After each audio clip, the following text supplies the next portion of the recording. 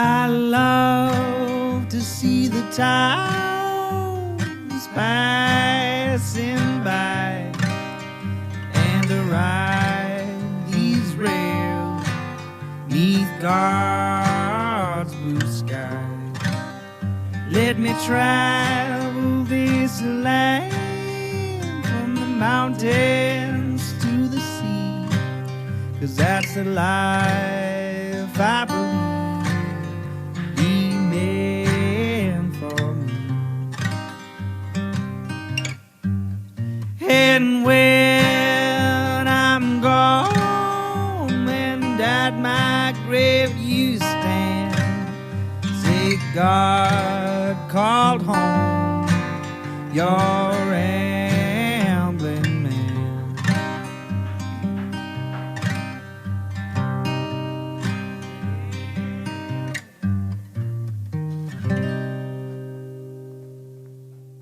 Welcome to Ramblin' Man Podcast, episode number 164. This one's with Cara Pfennigwerth, and we talk about art, letterpress, and printmaking.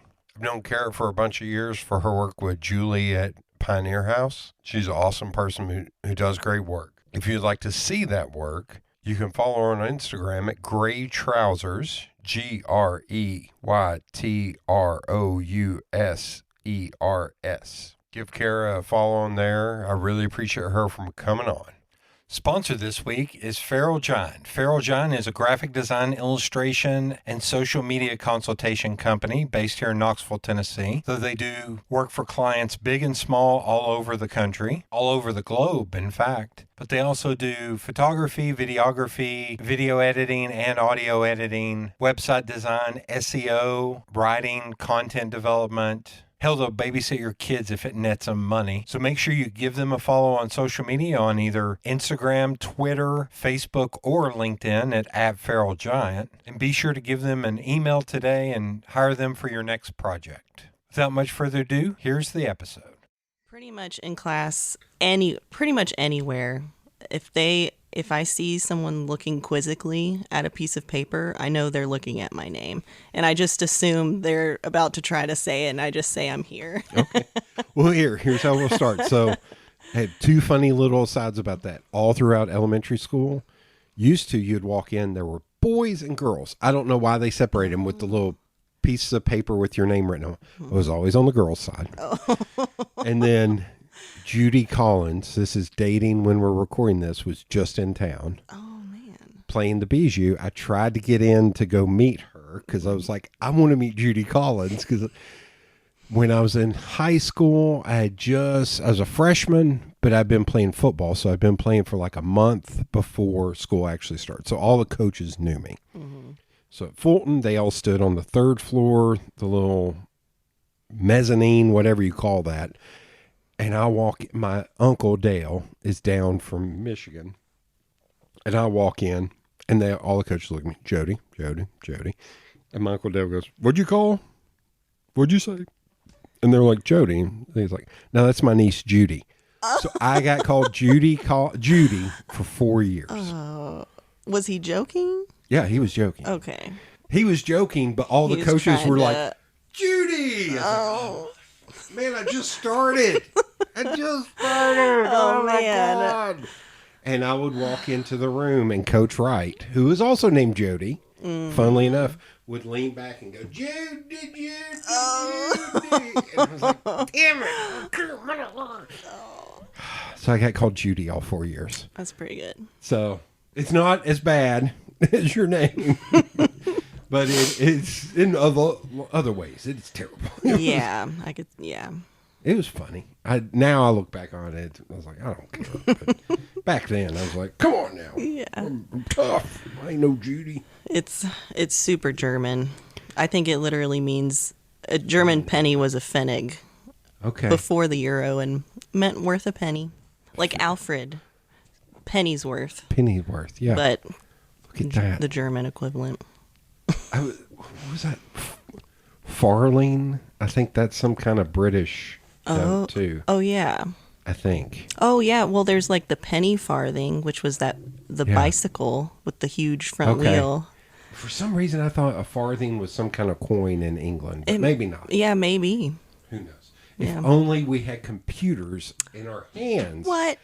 No, I'm not going to do it. I'm going old school, like in a bar, and you're just like, Yeah. I think Kurt Russell was in that movie. Maybe we'll look it up later. No, I'm good. Yeah, wait for that. In hour 3. Yeah. We get to hour 3. Yeah, we're doing it. We were going to look that up. All right. So where are you originally from? I am from Knoxville. You're born in... Okay, important question. Mm-hmm. Where'd you go to high I know school? it's coming. Yeah, I just like Rachel did, I went to Farragut. Okay. Mm-hmm. Yes. I forgot I gave her hell about that too. Oh, God. I think we were in the same grade, but honestly, there were so many people in our school. Yeah. And I remember seeing her in a theater production there. Okay. That's hilarious. There were so many people in that school. And she had cows in her backyard. I had horses. Okay. Somebody's horses. So I can't remember how I told this story on there. Since we were on freshman football. Freshman football, we played Farragut the last game of the year at Fulton. We had one player on the sideline. So we had 12 team members. Farragut went from end to end. Oh, my gosh. It was like they had 60 or 70 kids. I'm not surprised. Yeah. It was insane. And years later, I figured out that one of the guys, he was a husband of a friend. And I was like, wait, you went to Farragut? Wait, how? Wait, we're the same age. Wait. And it turns out we played against one another. Oh, man. I was like, I broke my hand. I may have broke my hand on your helmet during that game. I broke my hand in many places during that game. So I'll always blame him. It's all his fault. Yeah. So Justin Helton was another one that would have been, Okay. I think, in that age range too. And honestly, I don't know. Who knows? And I was also extremely shy and just hung out in the art department. Okay. I don't think tons of people knew Anyway. me. Yeah. If it makes you feel any better, when I go back to our reunions, they're like, I think I remember you. I was like, Yeah. oh, shit, that was like 6'6", 330. How did you not? Okay. Yeah. By the same way, I was in art, God knows what, by the time I graduated. So, okay, so you're from Farragut, had horses in your backyard. Yeah. So what did your folks do for a living? So my dad wound up in Knoxville because he's from Pittsburgh, Pennsylvania. Okay. But he's an engineer, and so he got a job at the plant in Oak Ridge Okay. in the 80s. And my mom moved here. She's from New York and lived in Florida and California. They both lived in California for a little bit, but she wound up here with her parents, helping her dad with his plumbing supplies business. Okay. Plumbing in supplies. Knoxville. Okay. Yeah. And they met at Brendan Park Apartments. Okay. Wow. Yeah. Do you all still have family in other cities like Pittsburgh or Yeah, Florida or California? My grandma is in Pittsburgh. She's the only one left in Pittsburgh. But I think there's other Pfennigwerths that I don't know that maybe are just... I think there's other Pfennigwerths in the country. I think a lot in Cincinnati. My great-grandfather lived there. But there's a bunch in Atlanta and Colorado. Atlanta and Colorado and Cincinnati. That's interesting. Yeah. And Knoxville. Yes. And a couple in California still. Okay. Yeah. That is, I guess They're that all would be an over. easy one to Google and figure out. Yeah. Yeah. There is, I don't remember who it was in an episode saying that they Googled themselves. Oh, I listened to Savannah's too. Oh, yeah. And so sweet. That she found another Savannah Wolfgram Yes. in Knoxville. I was so surprised to hear that. But I don't believe that there is another Cara Pfennigwerth that I've seen. Well, God, I hate to keep bringing it. My dad's name is Ronnie Collins. There was a Ronnie Collins that played football at Fulton in like 2008. No so all of a sudden the way. name started coming up in the paper and people are like, you're like 50. How are you playing football at Fulton? It was just it was the same thing as the tie of same name. He went to Fulton too. So it's just like, dang. What the hell's... Did you have to go... Did you not finish back then in 68? I went back. Like, did you have to go back? Oh, God. Do you still have eligibility? Like, holy... Yeah. Is Ronnie short for Ronald? Or it's just It's Ronnie? Ronnie. Oh. Everybody calls him Rock. I like Ronnie. Yeah. So it's a the good name. three brothers are Tom, Rock, and Doc. Whoa. So Tom is Thomas. I was like, wait, is it? Well, Wow. he's William Thomas. Is it, or is it just Tom? Ooh, that's one. God, he's my uncle, and I don't even know because he's just Tom. Yeah. He's Uncle Tom. I like Rock and Rock. Doc. Doc was David Wayne.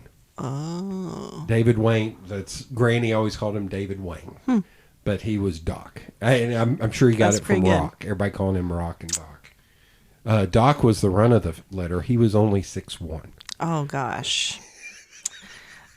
Man, he got the short end of the stick there. Poor guy. Well, we always joke that my grandmother's 5 foot, 100 pounds. Oh. And she was the toughest one out of all of us. She was the most badass one out of all. It's like, yeah, Granny. I think that's how it goes. Nobody messes with Granny. Okay.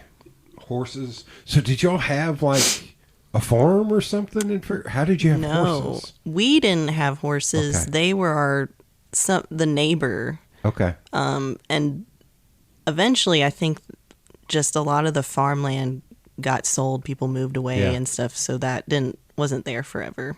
Okay. But I remember that being such a nice memory when I was a kid Yeah. to go up to the fence and there were horses right there on the other side. In an older episode, my friend David Gailey, he's old as dirt. And I'm only saying that hoping he'll listen. I'll get a text going, hey, man. He went to Farragut like in the... God, David, don't kill me. Either in the late 70s or early 80s. And when he talked about it, he was like, it was farm. It was like Lenore City. Well, it was like Lenore City was 10 years ago or 15 years ago. He was like, it was... You could not see someone for 10 minutes. You could drive. I could see that. Yeah, and how nuts. So you saying that about selling off of the farmland isn't surprising. Okay. Yeah. It's Brothers very different now. Brothers or sisters? I do. I have a younger sister. Okay, younger sister. Yeah. So when you all were growing, okay, Dad's an engineer. Mom works in plumbing supplies. She did. Is that code for like... Was she in the mob? No. I'm just kidding. Yeah, I'm not. She eventually, she stayed at home with us and then worked at Home Depot. So not a huge difference as a cashier. And she worked there for like 10 years. Okay.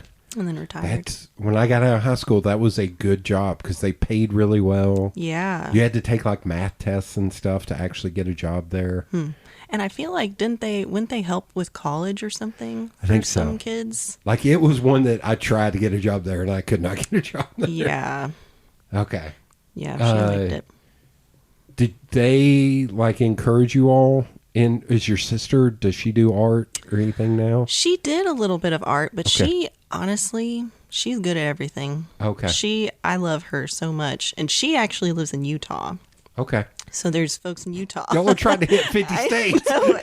Everywhere. Yeah. But she is an ecologist. She Holy crap. was, I don't know, she had like over a 4.0 in high school, never made a single B, super smart in everything. And also super talented. She did ceramics and like drawing.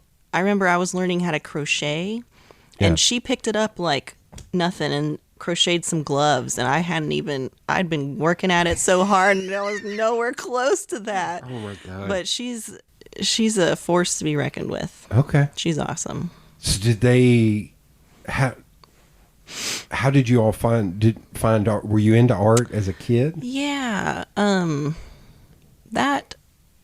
think I always was drawing when I was a kid. And my mom, she actually went to school for a little bit for graphic illustration.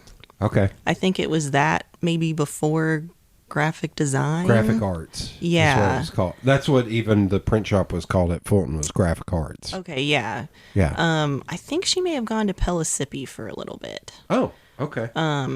and there was that Emery's 5 and 10 Yeah, place. She Five used, and Dime, yeah. 5 and Dime, and Yeah. she worked there for a long time, and she actually drew little illustrations for his ads. For his ads in the paper. Yeah, and they were super. It was like a really great, perfect drawing of a chair and stuff like that. She's really good at that. Okay. She did that for a minute. So you were into it, and they encouraged it. Did they understand it? I think they both wanted us to have jobs where we made money, and Wait, an engineer being very like exactly, yeah. And they were like, "You need to go for graphic design," okay. and which is fine because I always liked computers a lot too. Okay. I feel like my generation we were on the computer and learning, and I like taught myself how to code HTML and stuff and made websites and stuff like that. And I don't really do much website stuff now. It's just different. It's too much now. Yeah, it's very different. But I had a lot of fun with it when I was younger. Yeah. Were you into comic books or cartoons or anything as a I kid? loved cartoons so much. I would get up early before school to watch the morning cartoons. Okay. All of them, any of them. And comics, I mainly read graphic novels. Okay. Not so much comics. Okay. I love Alan Moore. Anything Alan Moore written by him. Can't read his interviews, but I can't. Yeah, he's a such little wild. curmudgeon. Yeah, he looks just like that too. Yeah. Oh my God. He's what, yeah. I am, what you're not seeing is in the other room are 40 plus long boxes of comics. Oh man. Like I'm hardcore into, or my dad got him when he was in the service. So I was reading like Stan Lee's Spider-Man, like late 60s Spider-Man when I was a kid. See, that would be so cool. I don't think that I don't know, my friends may have been into it, but no one was handing me comics. Okay. So Alan Moore's advanced though. That's grown folk stuff. Like, yeah, that was probably more high school. okay. He was doing Swamp Thing and Watchmen and From Hell. I'm trying to think. Oh, I love that one. From Hell. Yeah, I mean, I love the book. It's so good. It's dense. It is. It's huge. Yeah. Yeah. That's a good one. Watchmen's great. I've always kind of liked the anti-hero superheroes. Okay. However that is. Anti-heroes. Yeah. Punisher. Yeah. So one of his big ones, Swamp Thing, which there is a figurine somewhere up there. That is like. I see it there. Yeah, that's. Oh, did I move it? Man. Oh, yeah, there it is. I pulled something in my neck, so I feel like I'm like Batman. I'm like, I can't move my neck. Swamp Thing is I love Swamp Thing. So so because of Alan Moore, I'll add any other British people like Neil Gaiman. Did you get into Sandman? I didn't. I somehow totally missed him. And I actually own some copies. I own the Sandman, the first one, I guess. The first trade. Yeah, and I haven't read it yet. I got to get on it. I got to get on Neil. There are 2 full comics, like 60 plus issues that I'll reread like every couple years. And one of them is Sandman. Okay. It's dense. It's a heavy read, but it is brilliant. Well, what do you think of the show? I saw that there's a show. The show is pretty good. It's different, but there's a lot of things that are pretty spot on. A lot of people got in a tizzy because Death was portrayed as a black woman and not as the, what is it, manic pixie dream girl that she is in the comics, the goth.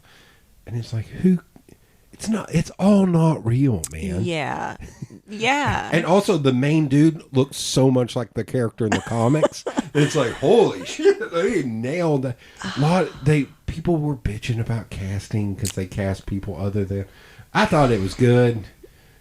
It's hard. Those books are so ingrained. The other series is called Preacher, and it is amazing. And that TV show was a pile Okay. of hot garbage. Now, actually, I think I did. I read Preacher. Okay. Yes, I read those. Okay. And I Preacher did is- watch the show, too. Did you like it? Oh, sorry. I mean, it was okay, but definitely the comic. I mean, Yeah. it was so much better. The comic is one of those that I hold really dear because it's Yeah. just like, oh my God, it's so inventive and unique in the idea. Yeah, that's An such a good anti-hero one. Santa Killers from that is one of my favorite characters of all time. Okay. I like Comics, anime. cartoons, anime. You're into anime? Okay. And you're doing a little bit of coding, taking all the art classes. But yeah, a very good mix of nerdy and artsy. Okay. Do you remember the first piece when you were a kid that kind of stood out and made you stand up and take notice? Like of someone else's art? That's a good question. I think I really liked, oh gosh, why am I spacing on his name? The Scream. Oh, Edward Munch? Yeah, Munk or Munk. however you say. However you pronounce that. Yes, Okay. I loved that one. I just loved the colors and the moodiness of it and how it wasn't perfect. Okay. Yeah, I remember that one really Interesting. sticking out to me. Did you all go to art museums or anything as kids? A little bit. We went to, since we would visit my grandma in Pittsburgh all the time, we went to the Carnegie museums and Okay. a lot of science museums. Okay. A lot. Okay. And to be honest, yeah, I don't know that we went to tons of art museums. Maybe a little bit. Okay. They weren't super into like that sort of art. Like even though my mom did art stuff, it wasn't quite like that. Okay. Sports, any at all? I did do a year of softball. I wasn't the most athletic, and I tried gymnastics Okay. when I was younger. My sister did competitive gymnastics for 10 years. Holy crap. She competed and she could do all the crazy flips and stuff. Oh my God. She was so good. And I would go to all those meets and just be so pumped to see her. Yeah. But I couldn't do it. She's a little bit shorter than me. She was the perfect like height and Oh yeah, everything that's for right. that. They're all tiny. Yeah. Oh my God. Okay. And I don't think I was necessarily too tall. I don't know, I wasn't good Yeah. at it. I'm trying to remember who I had on. I had somebody on that their daughter was, I think, like 10 when I had them on. And I asked them about sports. They were like, no, I'm not into. I was like, I'm not kidding. I learned a lot from playing sports. Like, I learned how to lose. Mm-hmm. Like, there is so much good in sports that I think gets glossed over. And I have this talk now that I have female friends that are really big Taylor Swift fans that are now getting into football. Yeah. And I said, Oh. and I'm like, what you're seeing is not the dynamic of the modern athlete is completely different than what we grew up with. A lot of the dudes now are nerds. Like there was a point where UT's basketball team never went out and partied. They stay home and played board games. Like they were all nerds. That's like Admiral awesome. Schofield, all those guys. And that's like, yeah, because they're all kids. Yeah. And they grew up playing on computers and having iPads and all that crap. It's like, yeah, they're nerds. Yeah. It's like they just got really good at sports or they're massive. And so having that talk with friends was like, oh, yeah, it's awesome. There's a lot of these guys are awesome dudes. Like they're just, because it's a different generation. Yeah, I could see that. Yeah. I wish I had done more sports. I don't think my parents thought. They probably just knew I just wasn't super athletic at the time. And I remember actually my dad brought me to the wrong softball tryout. It was really embarrassing. He brought me to the one that was like super competitive. Like these girls were fast pitch, really good. And they put me in the outfield. This was like a tryout. And I caught the ball and then walked it up to the girl because I couldn't throw it that far. And the coach was like to my dad, I think you guys came to the wrong tryout. That field over there. So, yeah, we went to the other one. And I think that was like late in high school. I just got into it a little late. Okay. But I like baseball and softball a lot. Our softball team was very good. I remember. And it was weird because it was like also the cheerleaders, but then when they played softball, like they would have like scrapes on their, like they were the toughest, like they were bad at it. Was so great. I believe it. I was That's like, it's awesome. hilarious that like they're like, yes, okay. And then they get out there and they're like checking people and stuff. Yeah, wow. Like, tough kids. That's great. Imagine that. Fulton kids, tough kids. I think it definitely teaches so much. Yeah. Like a lot of discipline just based on seeing my sister do all of that. And socializing. Like with people and learning how to like teamwork. Yeah. Yeah. Teamwork to make the dream work. It's really good. Okay, so when you were in high school, did you know kind of what you wanted to do after high school? I think it was gonna be graphic design. Okay. I remember at my first job, a guy, Javier, wanted me to make T-shirts for his band.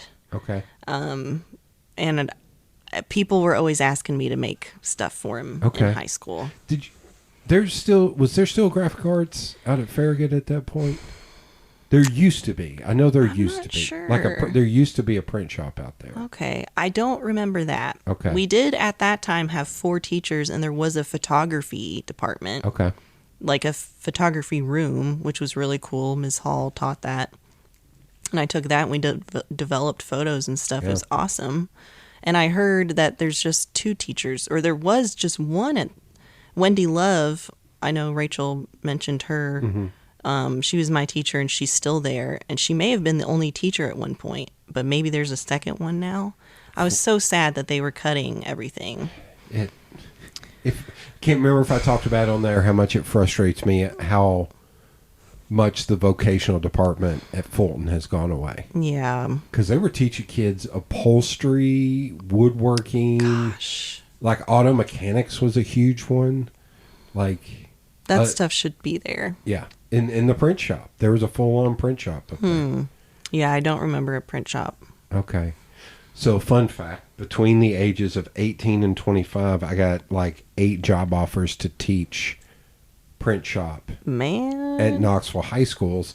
And it was Carnes, Farragut, Bearden, Oak Ridge twice, and then Fulton.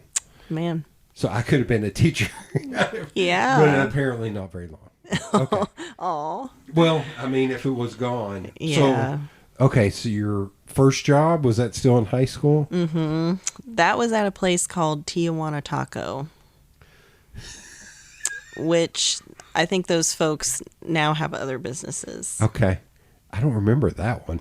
Was it in Farragut? Or? It was. It was right down under Farragut High School. Okay. It used to be a Mr. Gaddy's. Okay. And it was basically like Moe's. Okay. They would make it in front of you and everything. So you're in high school, you're like, okay, I'm going to do graphic design.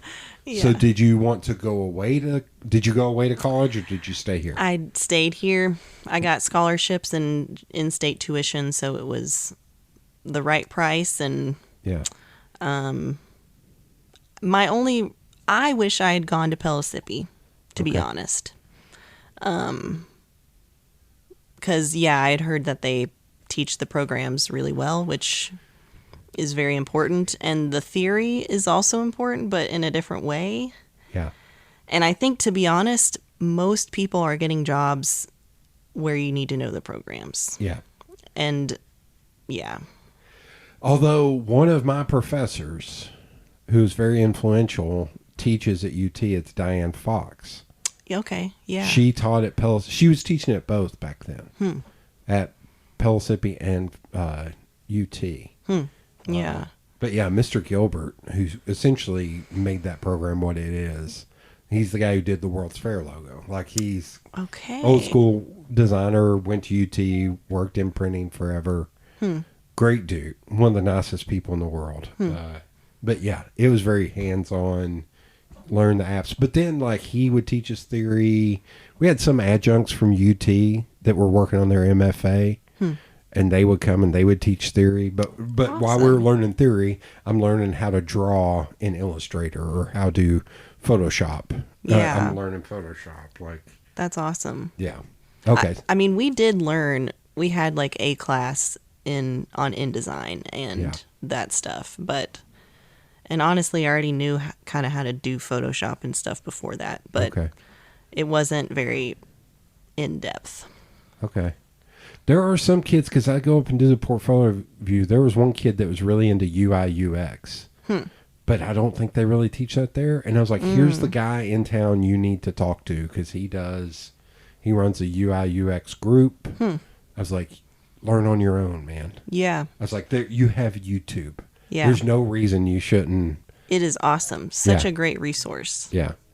Okay, so you're going to UT. Did you stay on campus? Or do you live at home? I did. I lived in the dorms actually for 3 years because I stayed to live with my sister when she came to college in the dorms, which was really fun. Okay. So she's only a year, She's 2 years younger. 2 years younger. Okay. So Yeah. you're going there. You're taking graphic design. Now I'm trying to think who would be in the program that I would know around that time. Yeah, there was Carrie Staples. Oh, you mean just students. other students? I'm trying to think of student. Yeah. What years was? I was there 2005 to 2009. Shoot, I think that's like a dead area, because I think everybody I would have known would have been earlier, and then maybe some in the early 2000s, like Courtney. I can't remember her maiden name now.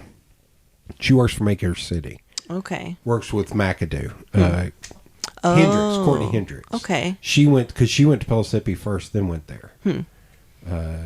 Yeah, there is Hannah Slaughter. Slaughter. Okay, so Yeah. I know Hannah Slaughter. I forgot. Yeah. Yeah. Okay. She's really cool. And yeah, I'm trying to think who else is kind of still, I don't really know.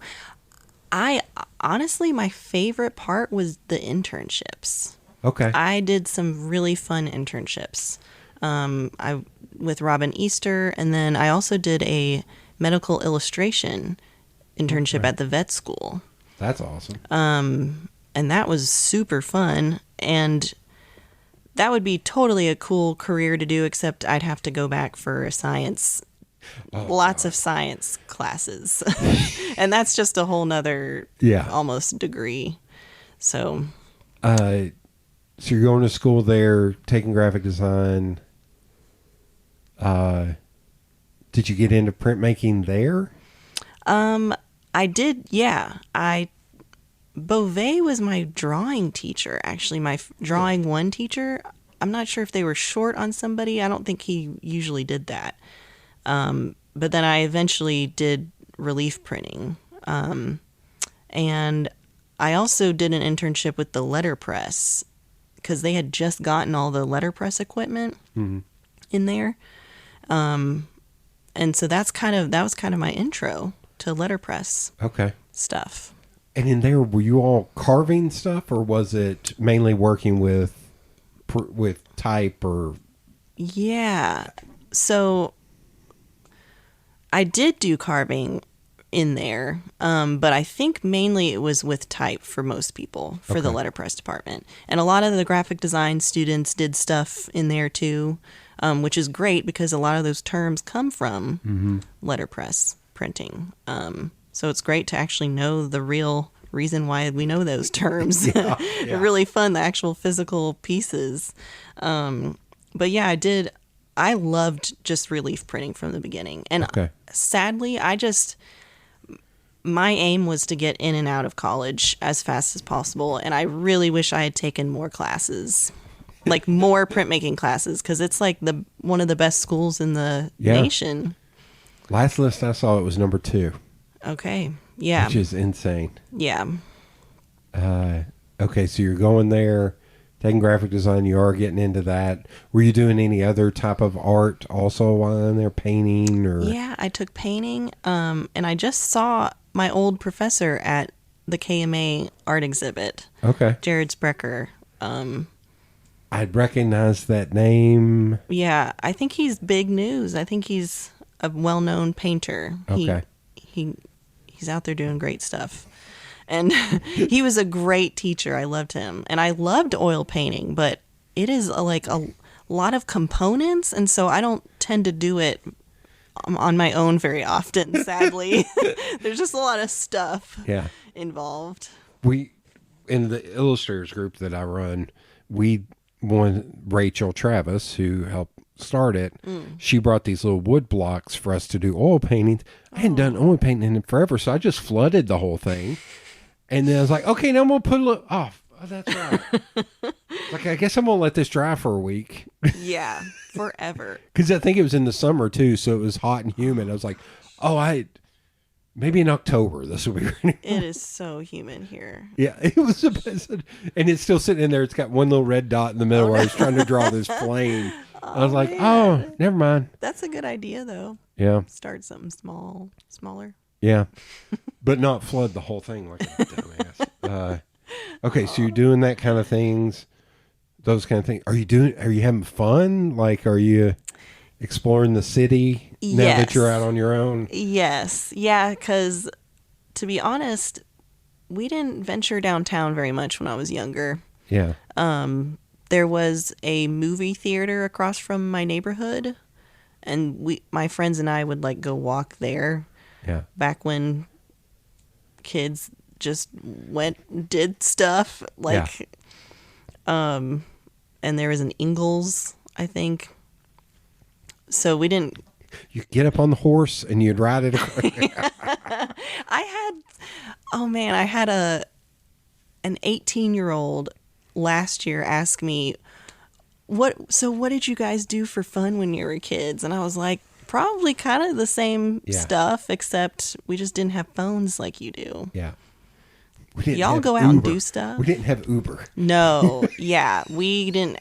And not many people had cars. No. I mean, it was getting to be a thing. Like, a lot of kids did have a car, but I don't know. It wasn't as common.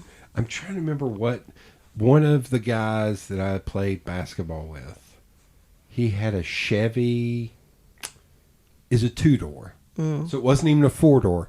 And he would fit 5 or 6 of us in that day. Chevy Cavalier, maybe? Something like an 80s Chevy Cavalier. And we would be in the back, and I was like, there are 3 of us that are way too big to be in this car. Oh, man. It's like, you should just pop the trunk and let me get in the trunk. I was like, what the hell? Oh, wait. Yeah. Okay, so this is one of my favorite things. My first car was my mom's old car, which was a Mitsubishi Expo. Okay. Which was like this, like a mini minivan. Yeah. It had a sliding side door and a hatchback. I gotta Google this now because I'm trying to remember. It's so cute, and every once in a while I see one still around, but they had like notorious transmission issues. So I don't think there's tons of them. Oh, God, I remember that. They're so awesome. I miss that car so much. I took it with me to college eventually and like drove it into the ground. The top result when I type Mitsubishi Expo, it's from this website called The Drive. It says, a love letter to the forgotten Mitsubishi Expo. Yes. The best van-wagon-thing of the night. It is the That's best. amazing. Oh, God. It really was the best. It looks kind of like the Subaru SUVs now. Yeah, a little bit. It had you could see everything. There were no what is the word I'm looking for? Blank spots. When you look blind spots. Yeah. There were no blind spots. You could see it was just all windows, which was awesome. And I took out the back seat, and so it was basically just like a covered truck. Yeah. And I remember one of the houses I lived in with a bunch of people, we all piled into it too one day to go out west to see a movie, I think, or something. And it's not super safe, but it was really fun, and I was careful. That thing couldn't go above like 60. So it was like We were being very careful. So you're wanting to bring that back. I would love to bring back the conversion vans. The ones that had the big chairs. You remember that swiveled Oh in the my middle? gosh. Like the football coach had one of those, and it was maroon, and it had like almost like crushed velvet interior. I was like, Yeah. I want to bring that.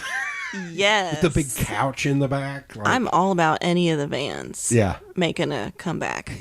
Pretty much all 80s, 90s vehicles. I used to do everything to my car. Oh, yeah. It was all right there. I Yeah. changed the oil, spark plugs, everything. I have a newer, it's a 2008 car, Volkswagen, that I have no idea how to do anything on it. So my first car was an 86 Toyota Camry. Oh, I could lay on my back, reach over, and undo the oil. Yeah. It would take me Gosh. 7 minutes to change the oil on that thing. And now the one I have now, it's up in a place that every time I do it, I scrape. I finally stopped doing it. Oh. I was like, I just take it to Fisher. Yeah. Because I'm like, I have hurt myself too much. I tried to change the front, the light bulbs in the front. Yeah. Completely ripped skin. Oh my gosh. Because it's not built for a hand to go in there. Because they do it, they're expecting to do it themselves. They just take off the whole front panel. I was like, to just do twist, pull. I hate it. Yeah. They made it so annoying for people to do anything that they have to take it places. And I absolutely, my dad showed me, I replaced a radiator on each of my cars with my dad. Yeah. And everything. And oh gosh. And it's so expensive to take it somewhere. I wish I had video. I assume you know Adeem. I know who they are. Okay.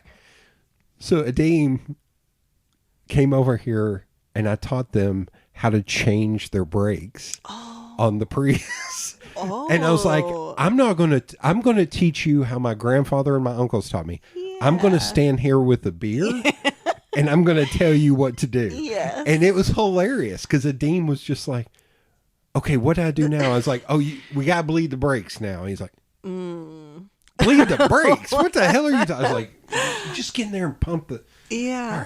All right. Oh, it's so good. It was hilarious. It was hilarious. Gosh. Well, I was even on my way over here and I keep forgetting I bought new windshield wipers and I keep forgetting to change them. One of them has fallen off and it's raining on my way over here. And I was like, dang it, why haven't I done that yet? That is one thing. It's like, I never buy them at like Advanced Auto. They'll change them for you. But also you can get them. I know Amazon is evil. Whatever.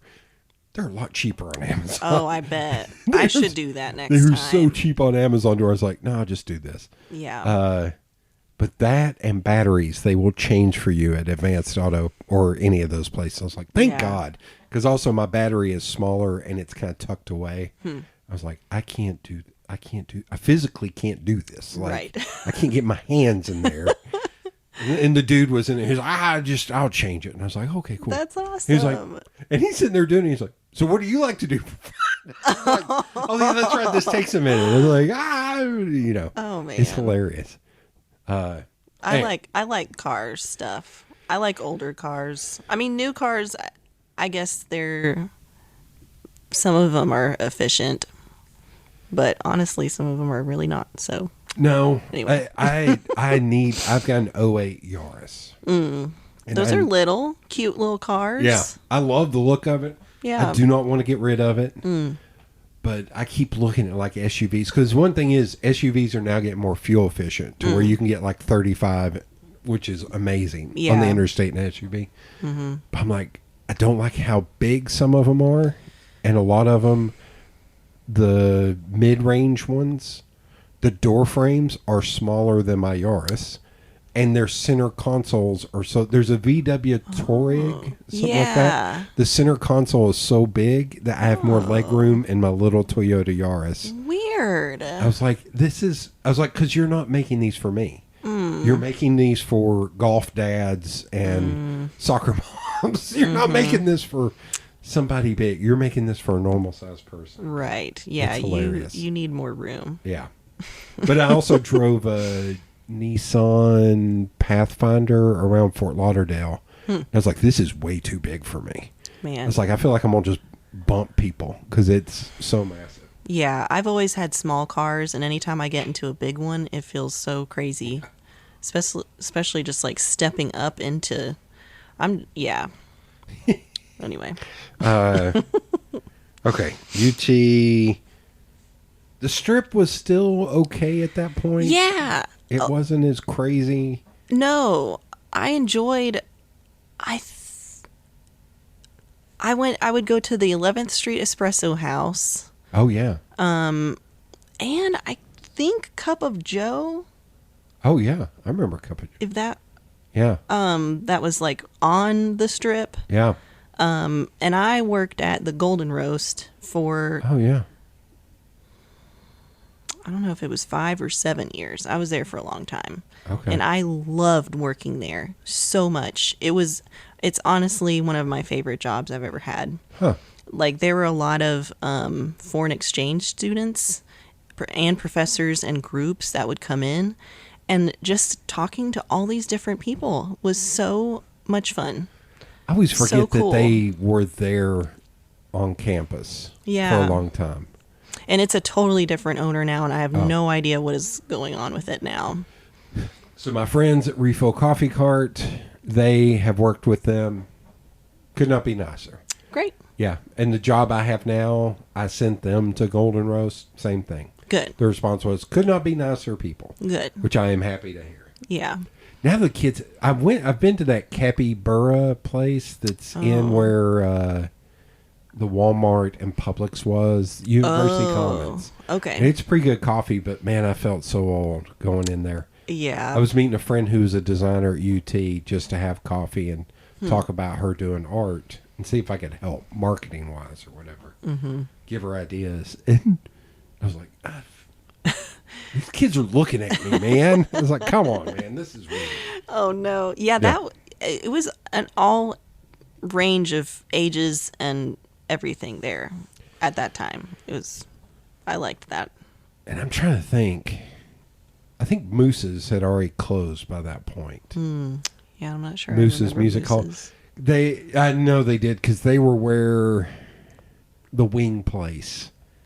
What was the wing place right there in the middle? Long Branch was probably still open. Yes, I went there a lot for shows. I was very into the punk and hardcore scene when I was in college. My first show in high school was at Java. Oh yeah. It was a hardcore show, and I remember walking in, and this guy came stumbling toward me covered in blood. Like, his face, he was bleeding from his face somewhere, and he like grabbed me and fell over, and I was like, what is this? But it's kind of awesome. Yeah. That was her name, Renee. That's when I think Renee owned it. Yeah, Santa Brie. I just remember her name was Renee. Okay. She was never nice to me. Okay. I don't know if she's a listener, but I ran a website called Knox Bands. So I would go to tons of shows there. And it was always funny because it was me and a bunch of kids. And at like 10 o'clock, they were like, curfew, you got to go. Yeah. And they were kicking everybody out. Yeah. And all the kids would be out there smoking their cigarettes Oh, at like gosh. 14. Yeah. Yeah. Yeah. Yeah. Sadly, I wasn't allowed to go to a lot of stuff because I remember out west, which I think it's an IRS building now, or it was for a minute. You talking about Prince's? There's Prince's on Lovell, and then there was a Prince's on Cedar Bluff. Not Prince's. I'm blanking on what it was called. It was like a skate park, and they had Axis. I don't think I know this one. Axis Skate Park? Axis Skate Park. If I had Eli Johnson, if I could text him right now, I'd ask him. Well, sadly, I had friends who would go there, but I wasn't allowed to go to certain places. Okay. In some ways, my mom especially was a little bit sheltering and stuff. Okay. I wasn't allowed to watch certain things or go to certain things, sadly. So I missed out on some stuff. You got to college and you went nuts for like a year. or As much as I would go nuts. Yeah. yeah. It was fun. And I'm trying to think, downtown was rebuilding at that point. Yeah. To where there was starting to be more things. I did go to Sundown in the City a lot. I saw Imogen Heap there, which was so awesome. She played in the rain. Yep. I was there. That was so good. Those Sundown in the City shows, I still tell people It about, was like, crazy, man. the weird lineups of, like, I saw My Morning Jacket open for the my Drive-By gosh. Truckers. My gosh. I think their first album was out. What? Like, it was crazy. But then that band, do you remember the band Keen? Yeah. Somewhere they opened for like Galaxy 5000. Whoa. And it was just like I'm trying to remember. I always get Galactic and Galaxy 500 mixed up. One of them is kind of like a New Orleans band. But it's white boy New Orleans bands. Okay. But whatever it was, I was like, I am not here for that. No. But I am here for Keen. And I stood there and watched Keen, and I was like, nobody knew who the hell they were. Gosh. And then like 3 months later, they were massive. Yeah. And also everyone's just like wasted. And Yeah. there's a lot of drunk kids. So I was working at the newspaper, would have been around that point, and there was one of the sales ladies who would always get a table at Cafe 4 or one of the restaurants. So we could sit and eat and drink and watch the shows. So Edwin McCain, I remember. Gavin Rossdale. I remember. Dang. I missed out on a bunch of that. Gavin Rossdale and Edwin McCain would have been like 08, 09. Anyway. Sundown in the City. Yeah, it got to a point where I would just almost run over kids in the State Street parking lot. A group of 20 of them sitting there smoking and drinking. Yeah. And they would be like 15. I was like, we got to shut this down, man. Yeah. And it did. Yeah. It did get shut down, which was kind of sad. Okay, so you go to UT, graphic design, you're taking internships. Mm-hmm. So when you graduated, did you... This may be a weird question. Did you feel good about like, okay, I'm going to do graphic design and I'm going to do this, or were you looking at other things? So I was at the Golden Roast still, and I stayed there, but I also interned at Yeehaw, Industrial Letterpress. And then they kind of they shut down for a year. Mm-hmm. And so when Julie reopened, she asked me to come back and do the printing there. Okay. So I eventually left the Golden Roast and went there. I think I was a little bit turned off when I graduated. Okay. I think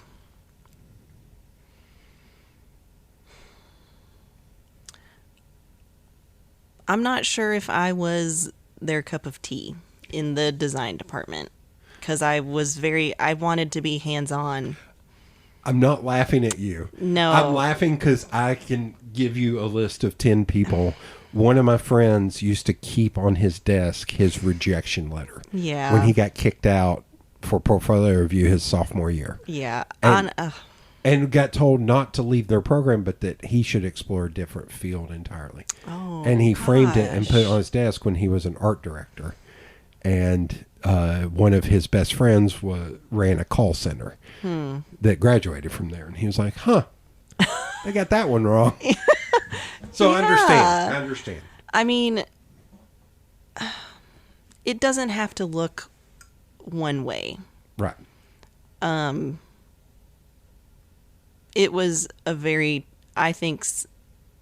I'm surprised I didn't get kicked out, to be honest. Okay. Because, I mean, I was working really hard, but I think my final thesis project was a graphic novel, like a little comic. Okay. And that just was not what they were wanting to see.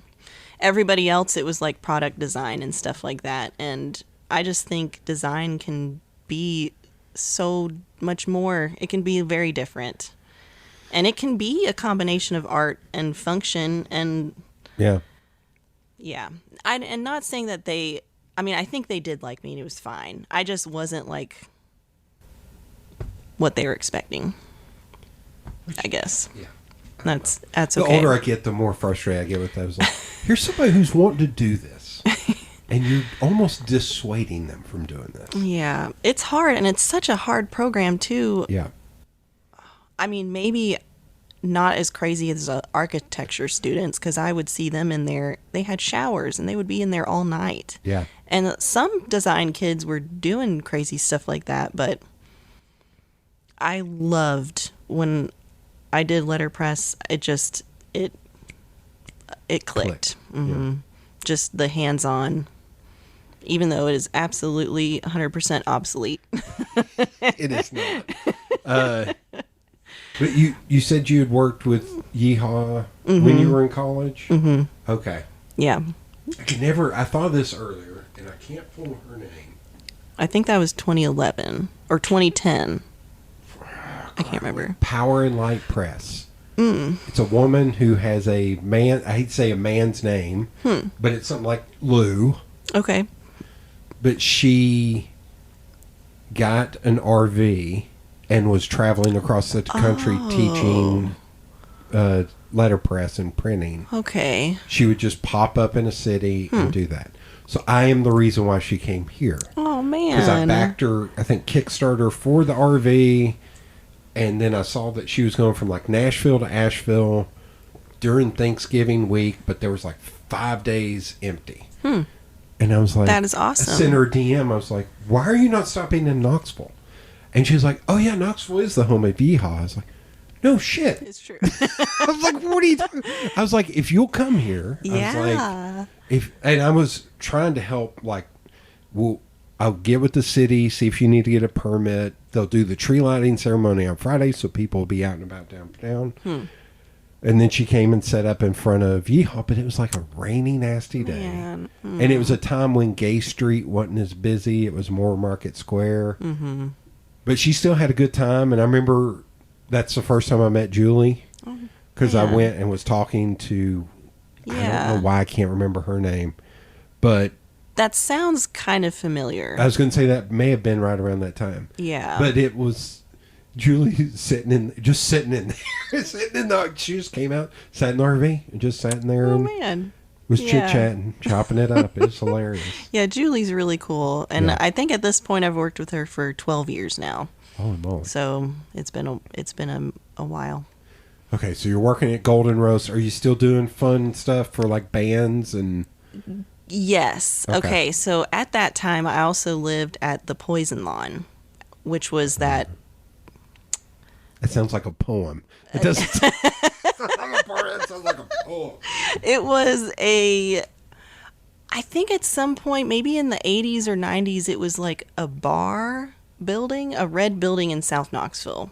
Okay. On Newbert Springs. And there were a bunch of people that lived there that the guy that bought it was from California and wanted to make it a venue. And he was in hardcore bands, and he had punk and hardcore bands play there. And then eventually folks who were into black metal and death metal it turned out so cool. Tons of people from all over the world, bands from all over the world would come to play there. And it was crazy. There were no rules. And I think I only lived there for a year or two. It still has a Facebook page. Yes. And there's a lot. Yeah, it was just such an awesome thing for Knoxville to have. Really cool. Just out there. It had a big yard. The neighbors didn't really seem to care, which was super cool. Here you go. Yeah. Here's a concertarchives.org. Engulfed in Blackness in Rude, Mass. Yeah. November 2014, October 2014, Ritual Decay, Process of Suffocation. Yeah. These names. IMP, Dance Machine, Oh, yeah. Kakiostocracy, I can't pronounce it. Oh, yeah. Witch Hunt. Mm-hmm. This is Kakistocracy, I think. Yeah.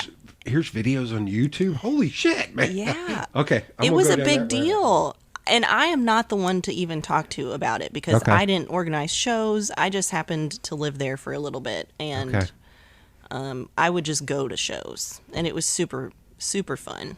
Okay. And luckily, my apartment was the furthest one away, so it wasn't. So did you play at all? Play any instruments? No, Sing?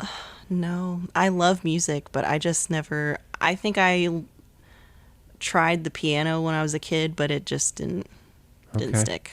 I love music though, all of Okay. it, any of it. Okay. I love moshing. The energy at shows is so awesome.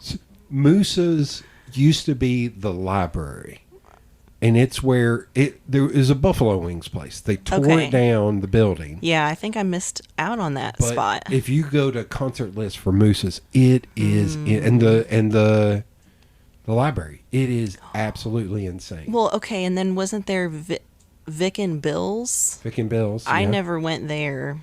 I don't think that I was around when it was a when thing. it was in its heyday. Yeah. Everybody I know went there after shows and stuff. I was like, we left. Like, we didn't do anything. You would just, yeah.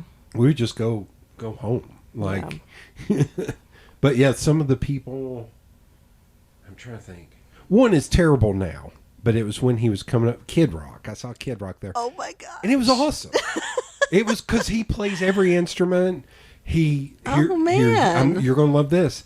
His encore, he did, I think it was his encore. He did Marshall Tucker Band's Can't You See? And it was great. Wow. It was great. But then it's all like Fear Factory, Fuel, What? Seven Dust. Wow. Saw System of a Down. Oh my god. There were 4 bands that night. They were the second band.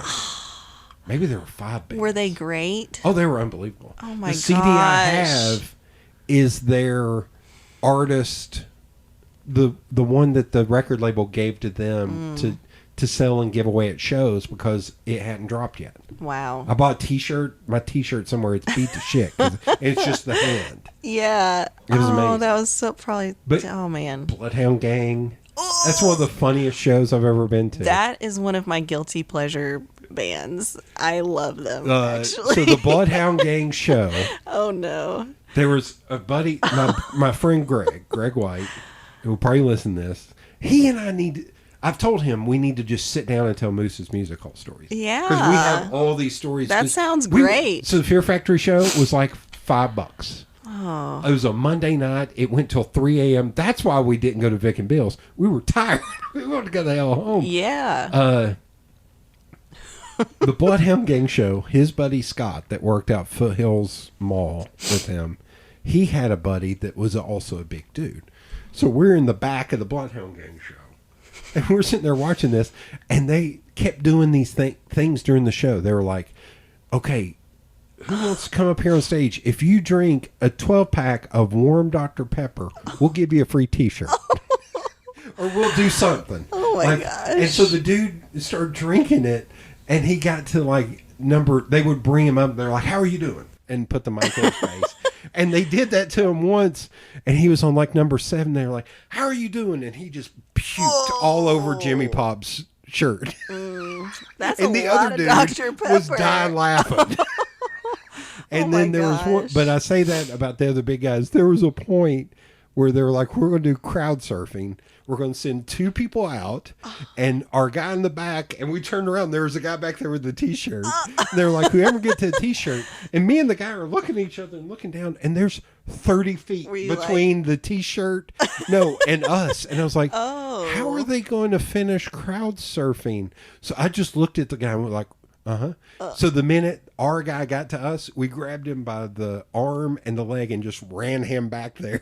Grabbed the T-shirt and he's like, I want to go back. So we just ran back and threw him back into Oh my it was, gosh. It was an amazing show. They were ridiculous. Okay, wait. Have you ever crowd surfed?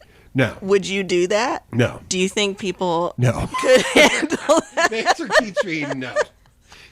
No, the best compliment man. I ever got at a show was, do you know the band The Civil Wars? I don't think so. They were massive for a short period of time. This guy and girl, John Paul White and Joy Williams. And after they broke up, Joy Williams played the pilot light. And anytime I go to the pilot light, I stand in the back because I don't want to be in the way. So I'm standing in the back. That's so nice of you. 4 songs in, Joy Williams goes, "Shout out to the big guy in the back for standing back and not being in anybody's way. Good for you, man. Good for you." And I was like, and Jason's sitting there looking at me, just like, what is happening? Like, it was so good. Yeah. Yeah, and the pilot light is such a wonderful thing for Knoxville to have. Yeah. That's So another good. one I've emailed with Jason, been like, please come on and talk about, because he's got to have stories for days. Oh, I'm sure. But getting them out of him may be tough. But he's not a super nice guy. I am kicking myself for missing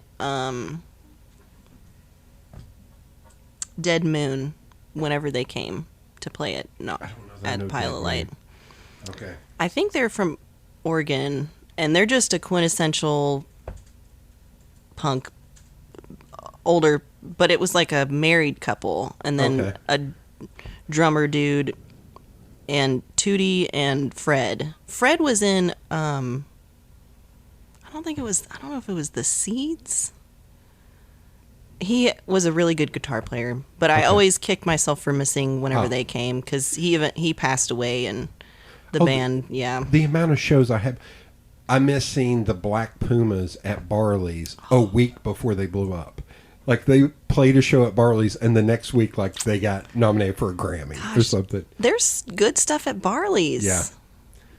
But it's too much. So when I was running Knox Bands, I was at the Pilot Light 2 or 3 nights a week. Saw Scott H. Byram. I got to ask Jason about this. I swear to God, I think there was a point where there wasn't a stage, where it was just flat. Because I remember for Scott H. Byram, there was 20 of us there. We just stood in a circle. Do you know him? He was in Hank the Third's band. Oh, okay. He plays like... He was the first person I think saw this, where he played like a foot pedal for a drum. He just played the Dirty Old One Man Band is one of the names of his albums. Gotcha. And this Texas dude that's just tough as nails, he's badass. But we were all just standing in a circle, like over the top of him. Like, it was so weird. There were so many shows at the Pilot Light where, same thing. It'd be a Tuesday night, and I would leave at 3 a.m, just be like, what is going on? Yeah. What day is this? I gotta get up in 2 hours to go to work. Man, I think about, like, how did I do that? But it's because I was young. Yeah. I do every once in a while still, but I used to be a night person, but now I am a fully fledged morning person. I am down and up with the sun. I am not a morning person, but there have been some shows here recently where I've been trying to stay more clued into Barley's. And there are some shows where it's like, it starts at 10. Damn it, man. That is too late. I gotta go home and sleep, and then I'll go. Yeah. I did go to a show not long ago that I think the dude told me there were 300 or 400 people there. Whoa. Yeah, which I did not. I thought, well, this is like 150, 200. He's like, no, they sold like 300 or 400 tickets. What is their capacity? I don't know. In there? There was like 5 of us that were not 20 years old. Oh. And it was just like, I am very much feeling my age. And there was a point where I almost grabbed a kid. Because it's almost like they did not know personal space. Yeah. So I'm standing up against one of those pillars. Again, I've been the big guy at shows too long. Standing back against a pillar, so I'm not blocking anybody. Yeah. You are being too nice. Oh, no. That is really nice. So, and these kids come and they're not watching on the show. They're turned around and they're talking in my direction while I'm trying to watch the show over them. And they keep like bumping into me. Ugh. And it was 3 boys and 2 young women. And it was hard not to grab the 3 boys and go, I need you to look in my eyes. This is not going to end well for the 3 of you. Yeah, pay attention to the show. What are you doing here? That was my problem is, do you know Serena Johnson? Serena, she used to be... I don't think so. she and I were messaging about later, and I said, I think it was like 2/3 under 23. Because some of them were drinking. Yeah. But it was like, out of those 2/3, half of them were not looking at the show. Man. They had their backs to the show. It's like, what are you doing? That's just not fun. This is also a $20 show. Why did you come to a $20 show? I don't know. What a bummer. I don't know. Gen Z. Damn Gen Z. Yeah. Phones definitely have messed it up for me. Everybody holding up the phones and stuff. And videoing and not actually paying attention. I try to get one photo. I was like, I just want one photo. Yeah, for the memory box. That's good. Yeah. Man, live shows, there's just nothing else like it. I'm trying to, I'll get, if I can. Oh yeah, I forgot one of the rules in the beginning was, I will get us back on topic. I swear. There it is. Okay, Devin Townsend. He's a metal guy. Strapping Young Lad was his band. He played the Bijou, and he did the greatest thing ever, and I wish everybody would adopt this. He came out there, and everybody, clapped and everything. He's like, all right, guys, here's what we're going to do. Everybody get out your phones. And he was like, I'm not kidding. Everybody get out your phones. I'm going to do 3 poses, take photos, and then let's put those phones away. Yeah. And I was like, that is brilliant. That is pretty good. Because it's like, yeah, get your photos. And then, but then I saw, I'm trying to remember who, Suno. Yeah. And I was taking videos because I was like, this is crazy, man. That really was. I was like, I just want to, and I would hold the phone down because I was like, turn the brightness all the way down. I was like, you were like kind of in the front. Yeah. Oh, man. And I was just trying, I was like, there's too many cool photos and video. I got to get a little bit. And that was so wild, dude. Yeah. That's one of the loudest shows I've ever. Although the last time I saw the Melvins at the Bijou, that one, even with plugs, I couldn't hear for 2 days afterwards. I wanted to go to that. Yeah, it was great. I missed out on that. It was unbelievable. Well, I saw my friend Bridget there, and she was saying her friend was bartending, and they had to take all the alcohol off the shelves because it was going to vibrate off. Yep. And I put my drink on my armrest. Yeah. For just a second, because I wanted to take some. Yeah. Here I was talking about not wanting phones at shows, but I had to take a video of the crazy light show, and my drink vibrated off and and fell. And so. Kelly Hyder, she told me she was helping out then, and she was like, yeah, they had to take all the liquor off. She's like, this is insane. Crazy. And I think they have a decibel limit there. So, like, they couldn't go above. Well, and the weird thing is, I took a ton of photos, but a lot of them I was trying to. The other problem I had was trying to time them with the smoke to where they weren't completely covered because they were wearing those dark. For anybody listening, this band is wearing dark robes, and there's this smoke, and I'm just like, damn it, you can't see them. Damn it. Okay, I gotta go again. This is really crazy to say, but I closed my eyes at one point, and I think I almost fell asleep. Like, even though as loud it was it was vibrating. Oh, yeah. It felt so nice. I told Tom Bug, who's there, he the GM, and he was just like, that was insane. I was like, I'm not kidding. That was like my noisemaker that I go to sleep to, dude. I was like, so I can totally see that. I was like, gosh, it was great. It was so weird and so great. Yeah, that was a good one. Oh my God. Okay, so working at Golden Rose, get an opportunity. Julie's opening back up to do printing. Mm-hmm. And I know that when she opened it back up, she didn't do printing for a very long time, right? We were doing it. Okay. I meant she herself. Oh. Or she wasn't doing original pieces. Because I remember when she did that Dogwood piece, that was a big deal. Because it wasn't something like she had done before. It was something different. Maybe that's what it was. Yeah, that was a bit abstract, collagey, make-ready-ish. Yeah. That was really a fun project. And that was when we had a big laser engraver. And we could engrave all our own plates in-house, which was so awesome. We could make huge, and that's what we did. We made a huge dogwood plate of an engraving. And was based in there at that point? I think she was. She might have been. I can't remember what year she came. Yeah. Since I've been there so long, some of that really blurs together, unfortunately. But it was awesome having Laura there too. But I think, and Julie, she mainly did the printing for that. Yeah. She's kind of like the art director, and I execute a lot of stuff. And I can do my own stuff, and I've definitely led on some projects too. But she's really into encaustic painting. She's been for a while, but that's like, she's really into that. When she really got into it, I was in there one time. She was like, come on up to the second floor. I want to show you what I'm working on. Yeah. And I was like, I don't even know what this is. And she was having to explain it to me. Yeah. She's like, yeah, me and Peggy. I was like, wait, Peggy's involved? Yeah. I'm like, oh, God, you two. I'm trying to get the two of them on. Oh. Julie doesn't want to do it unless, see, I'm going to call them out here. Julie doesn't want to do it unless Peggy does it. And Peggy is like, I've already done that once. I don't want to do it. I was like, damn it. You two together. Oh. Are two of the nicest people, best people in this city has ever produced. Yeah. I was like, I want the two of you to just have fun. They would have fun. Yeah. Okay, I need you to poke them a little bit too. Be like, I haven't emailed her back. She was like, hit me up first of the year. And I this year, it was so late when I got my schedule made. I was like, I'll do it in February. I'll hit her up. Yeah. She and Phil travel a lot, so they're not even in town at the moment. Yeah. For most of February, too. Phil is another one that was like, I don't know your story. It's got to be fascinating. It's wild. Okay. I got to get him on, too. Yeah. I don't want to say anything because I don't want to spoil anything. Yeah. But, yeah, he's a really cool dude. Okay. I know that. Maybe you could get them on together. Yeah. I don't know. Yeah.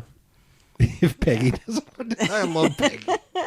Oh, man. Peggy, because Peggy's so small. It was so funny. She is small. Like, it was like almost she decided one day, she's like, you're going to be my friend. Oh. Like, she's the best. She is so sweet. And I would walk into Magpies, and she would be doing something and puttering about. Oh. And somebody else would be taking care of me. And then all of a sudden, she'd see me. And it was almost like E.T. Sorry, Peggy. Waddling. And she would just come around and grab me. Oh, like, gosh. Oh, God, I love Peggy. Yeah. Well, it would be good because Julie was here for Whittle. Oh, my God. Yeah. Whittle Communication. Yeah, she was there. I got to tour that building when I was in like middle school. When they had first built it. And this is the biggest thing I'd seen. Like, it was massive. It's Man, still massive. it was that was a big deal. Yeah. I would love to hear that. I've heard some stories. Yeah. That's a dude, like Chris Whittle will be like, what happened? What did you do, man? Yeah. It's like, would you tell me the truth? Okay, so you're going back to work there. Was it kind of a learning curve because you'd been out a little bit, or? A little bit, because it was just me. I mean, and obviously Julie, but I was the main printer, and I had to learn the machine, the laser engraver, to make plates, and then, setting everything. Yeah. Or carving things, full on projects. Yeah. Right away, which was awesome. And I think it's really fun because we do combine digital stuff too. Like those engravings we had to scan in at a super high resolution and blow up really big. Yeah. And convert to bitmap and then put it back onto the laser engraver. So, and we did do a lot of digital work and stuff for like Blackberry Farm, stuff like that. Okay. So I do have to keep my computer design wits at least up to par. A little bit. I am not up to par though. I take that back. With a lot of the crazy stuff. It's all crap now. I've got a text thread. Greg White, the foreman to Greg White, him and his brother Richard. I went to Pellissippi with both of them. We have a text thread, the three of us, and all it is us pissing and moaning about Adobe and Apple products. And it's like, hey, Adobe, like we were chatting about AI at one point. And I said, I hate it. I was like, because I see the stuff it's doing. I'm like, how about you just make it to where it'll clip out hair from a photo? You know, the stuff we've been trying to do since it got invented? Yeah. Like, that's what I want it to do. That would be a useful tool. You can't get it to do that? Well, I broached that to somebody, and they're like, well, you know, if you use the magic glass, I was like, shut up. It still doesn't work as good. That's what something AI could do. That you could take. Hell, I'm the wrong person. Here you go. You could take this photo of Keanu Reeves that is taken with a noisy background and it be able to clip out because his hair's messy. Yeah. And it to be able to do good. Surely AI can do that. Mm-hmm. Let it do that. Yeah. That's good. Seeing Homer Simpson as a Van Gogh painting.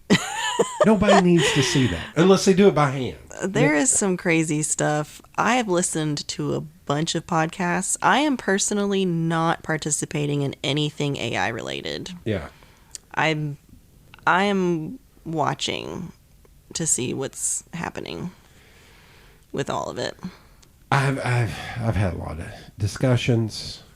I've gotten fussed at by people saying it's just another tool. You're going to be behind the curve, and in 10 years from now, I was like, I said I'm going to disagree with you, and I usually bring up Letterpress. I was like, because Letterpress is still a thing. Yes. How long has Letterpress been around? Forever. And Photoshop was going to destroy all that. No, it didn't. Yeah. It did not. In fact, I think it's gotten just more popular. Yeah. Yeah, my friend Hannah up in Cleveland, when I met her and first started talking to her, because she is very, very, it sounds weird coming out of this mouth, very feminist. And I was like, I need you to come to Knoxville, because this is when Bazin was still there. It's like, I need you to come to Knoxville, because we have this is when Happy Envelope was still downtown. It's like, we have 3 letterpress shops within like a mile and a half, talking about Stripe Light, Happy Envelope, and y'all. Yeah. And I was like, and it's almost all women. Yes. I was like, it is almost all, like you have Ty, like run the press, but all the other people in there are women. Now you got other women that are running presses there. So good. Like Laurel. And then I was like, in Stripe Light, yes, it's 2 people, but it's a man and a woman, and the woman's really the one. Sarah is really the one. God love him. I'm not making fun, but he had to work. Like, he had kids, Yeah. I was like, Sarah's the one running the show. Yeah. I was like, you got to come down here, man. Yeah, that is pretty special. That's pretty awesome. I was made to, my hands are like working hands. I was made to do hands-on stuff. I have been doing a lot of computer stuff lately because we're trying to we're on Fair, that wholesale site. Oh, yeah. We finally took the dip and did it because it's just a lot of work to get everything on there. But so I've been sitting, and I don't usually sit for that long. It's in my back, and I'm like, no, I got it. And I always try to get up and like walk around and do something. One of those standing desks. Yeah, I need to do something, but it is so much fun, and it is tedious as all get out. Yep. And if you make a mistake, in fact, one time, I don't remember what the project was, but the word Tennessee was in it. And the rule is that you have to get at least 3 different people to proofread something before you go ahead and make 1,000 prints of something. And all 3 people missed that Tennessee had 3 E's on the end. And so whatever.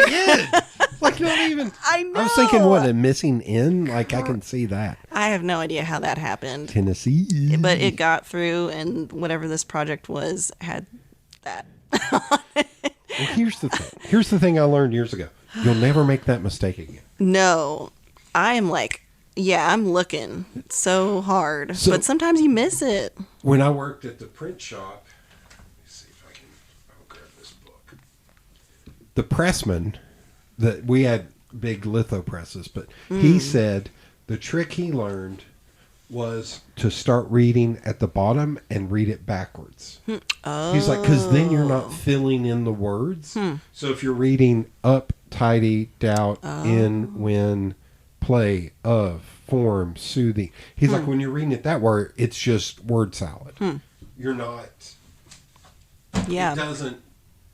You don't skip. That's a good point. And because everyone, it was the worst sound in the world. I'd be sitting there working in my office. I'd hear, hey, what's wrong? And Randy, what's wrong? His name was Randy. It's like, what's wrong? He's like, you got a typo here. And I looked at him and I was like, that was done by an ad agency. I don't care about that. I didn't do that. It's fine. Run it. Because I was like, I'm not ordering new film just for this. This is stupid. Boy. No. But yeah, that's the trick I learned. That if you have a lot of type, to read at the bottom and go That's smart. backwards. I'm going to do that next time. Oh my God. No more mistakes. Can't do it. There'll always be mistakes. Yeah. That's what makes it fun. Yeah. Air quotes, fun. It is really hard. Sometimes I do get frustrated because some of it's just so old. It's like not printing super well. You have to like put a bunch of paper or tape underneath it to make it print better. And sometimes it just won't. Yeah. Well, the insects and stuff that you looked at, was like, man, some of those, the detail so cool. is totally gone. Yeah. Because they've just been run to hell. Yeah, that is what happens. But it's so fun. Okay, so you're working there, printmaking. Are you doing any other types of art on the side or for fun? That has been a hard thing to balance, honestly. And I didn't know I would get to that point.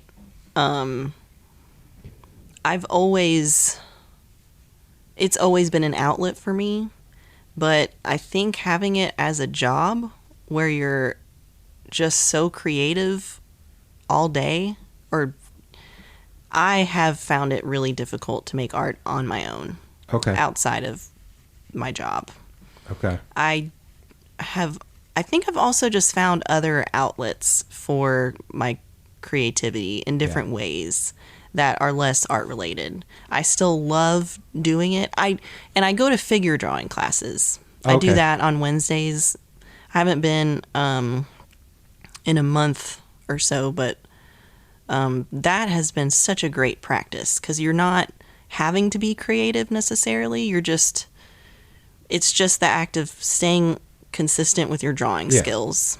Okay. And I needed something like that. If you ever want to come to Illustrators Group, you're welcome. Oh, to come yeah. It's free. It's monthly. We moved it to Thursdays so we wouldn't be in competition with the figure drawing. Oh. And all we do is sit around and people work on whatever projects they're working on. We just talk. That sounds so it's nice. Like, what are you working on that's working for you? What are you needing help with? Cool. It's a lot of fun. I wish more people would come. But that's kind of the we don't have a consistent place to meet up. I see. And we can't get a consistent gauge on what people want. I can't get a consistent gauge on what people want. Because I was like, I wish we could just meet at like Chicken Reel every month. Yeah. That way there's opportunities for people to eat or drink. But some people don't like that. Okay, so that is actually something I think is missing. That's missing. I was trying to get together with some friends for like a craft night the other night, and it was Sunday, and like I looked into South Press, in South Knoxville, but I don't think they're open on Sundays. I don't think so. I think they're closed Sundays and Mondays. Maybe. Yeah, which is totally understand that, but like someplace that isn't alcohol related, but is gonna have food and something to drink, and also have the space for people to do stuff. Yeah. Like, or play games or just hang out has been kind of hard to find because you can go to a cafe, but there's not like tons of room. Well, and the other problem I run into is everywhere closes so early now. I was like, because I was joking with somebody, I was like, there are no more coffee shops that stay open till like midnight like they used to. Yeah. I was like, that was the place where you can go and hang out. But if you try to go like Awaken or Remedy or K-Brew, it's full.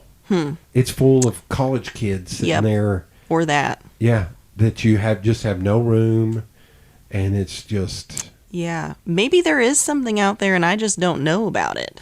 Breweries. Yeah. Like, I hate to say it, I read on Reddit today about a brewery struggling. It was like, yeah, they don't have food, and it's very antiseptic in there. It's a very warehousey. I was like, so I can see that. Yeah.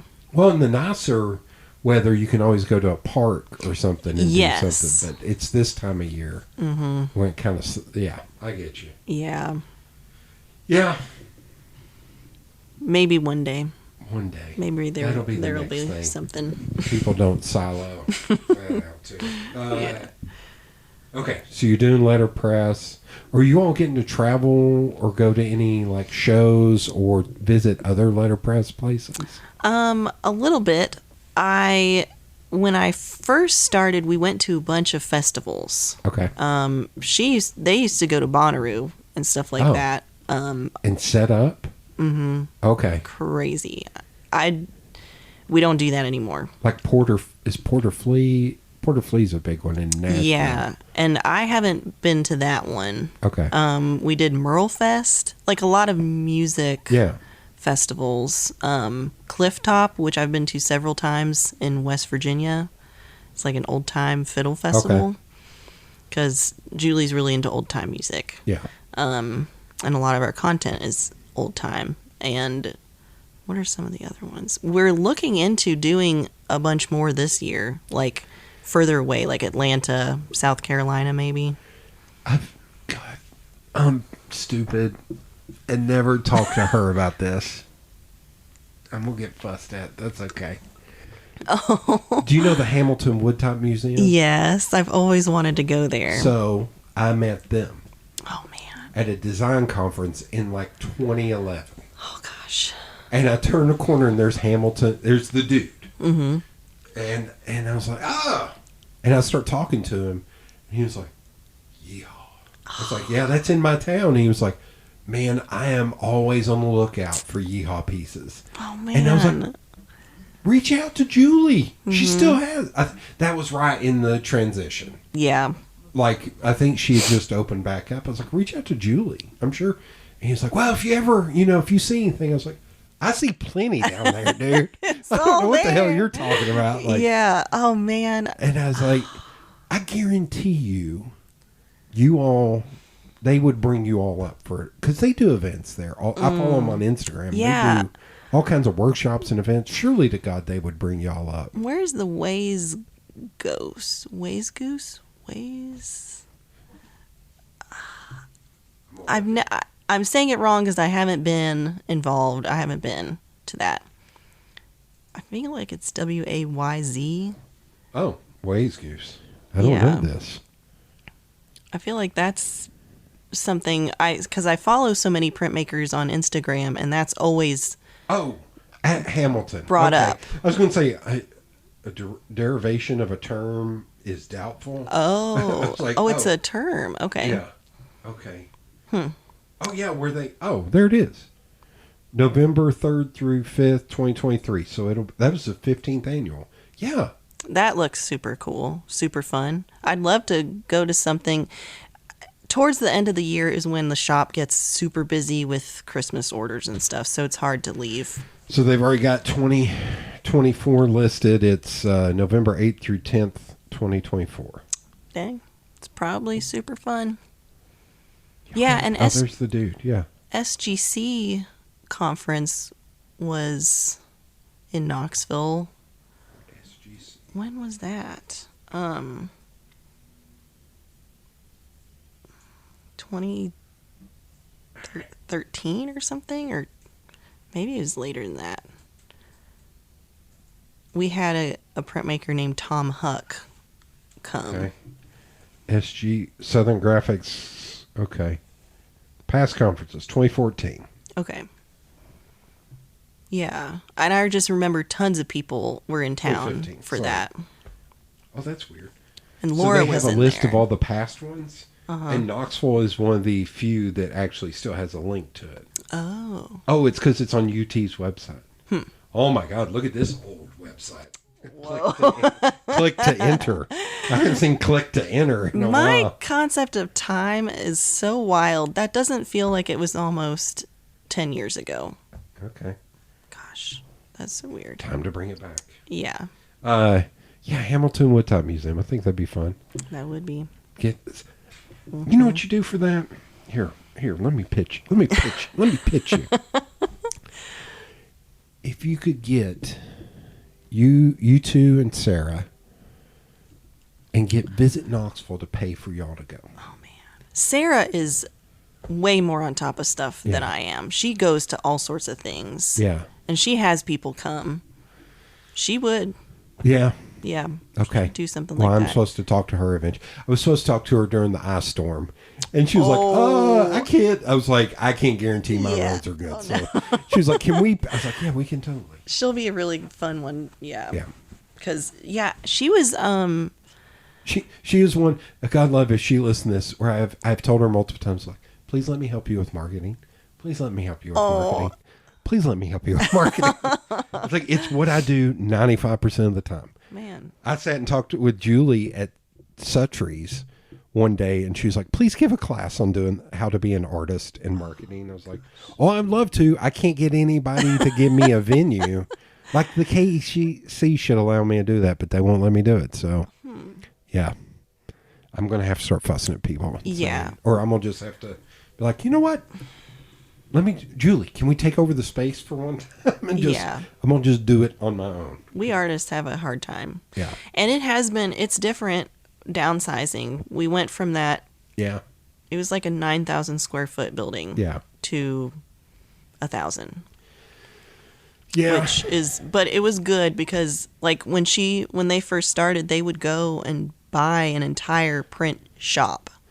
So they would go barn hunting. I remember there was an article in Metropulse, I think, about them going and barn hunting. Yeah. So there was just in the basement and honestly upstairs, everywhere, there was just tons of equipment that we weren't even using because it just was included. Right. So it was really nice to just kind of streamline. Yes. Yeah. And the shop is set up. We love how it's set up. Super efficient and everything is on one floor. Yeah. But I really I would get my steps in the old shop because you'd either be going all the way downstairs or all the way upstairs, and it was super long. What a cool building though, too. Yeah. Really cool. But that's just, changes. That's how it is. Yeah. Shit changes. Okay. One of my outlets now is Brazilian Jiu-Jitsu. Okay. Wait, I love in hour one. It was like I'm not really into sports. It's like I like to roll until I'm gonna beat the shit out of people. Yes. Well, Brazilian Jiu-Jitsu. When I got to college, I got my mom's old bike and I rode my bike everywhere. And sometimes my car would be broken. I didn't have a car for like a whole year, and I just rode my bike everywhere. Okay. I love bike commuting. I still love cycling, and it's awesome, and it keeps me in shape too, and it's just really fun and enjoyable. And so now I do jiu-jitsu. What made you get into jiu-jitsu? I tried it over 10 years ago. My partner at the time had a friend who was into it, and he got into it and got me into it. And I did it for a couple years and then just didn't have time, and then I started it back up again. Okay. And it's extremely humbling and really hard and really fun. Have you ever seen the movie Red Belt? I don't think so. Do you know who David Mamet is? The writer-director. He's the one who wrote Glengarry Glen Ross. He's kind of a crazy dude now. I think he's like crazy conservative or something now. But he's done a ton of stuff. Excuse me. He is really into jiu-jitsu. He, and of all people, Ed O'Neill, Al Bundy, has been doing jiu-jitsu since like the late 70s or 80s. Yeah. I remember hearing about that. But Mamet did this film in like 06, 08, somewhere in there called Red Belt. Hell, I think I got it on Blu-ray. And it's about this jiu-jitsu instructor, and it's very good. Okay. But it's very like terse and very. I'm gonna have to watch it again. I really enjoyed it. When I saw it in the theater, I was one of 3 people in there. I was like, I'm just a Mamet fan, and the main guy is this guy Chuluate Ejiofor. He's this British actor. He's been in tons of stuff. That you'd recognize him if you saw him. Okay. Do you like the Marvel films at all? Mm-hmm. He was in Doctor Strange. He was the guy who trained Doctor Strange. Okay. Or brought him into the... Anyway. Yeah. Red Belt. I'd be curious to hear your thoughts. I'll have to watch being it. into jiu-jitsu. Yeah. Okay. I know what I know from listening to Rogan in the early days, talking about the Gracie brothers and the UFC and all that stuff. Mm-hmm. I boxed when I got out of college. That's awesome. Yeah, I didn't do any of the role. That stuff is above my pay grade. It is kind of crazy. I was drawn to it because as a smaller person, you can actually do something. Yeah. Sort of. I mean, you kind of have to get good at certain things to be able to do them on someone twice your size. Yeah. But it's all about leverage, and it is such a workout. Yeah. And I feel amazing afterwards, even though people are trying to choke you. Well, the thing I've heard about is this is a weird tangent, but I learned about this on Rogan back before he was an asshole. Staph infections. Oh, yeah. Like, that's a big thing. And he talked about it one time. I was like, what are you even talking about? Yeah. And then one of the guys was on there and he started talking about it. I was like, holy shit. I never thought about it, how big of a thing that is. Yeah. In jiu-jitsu. People, the gym I go to, people are pretty clean. Yeah. Like, you just need to just be up on your hygiene and do not come in if you have an open wound. Yeah.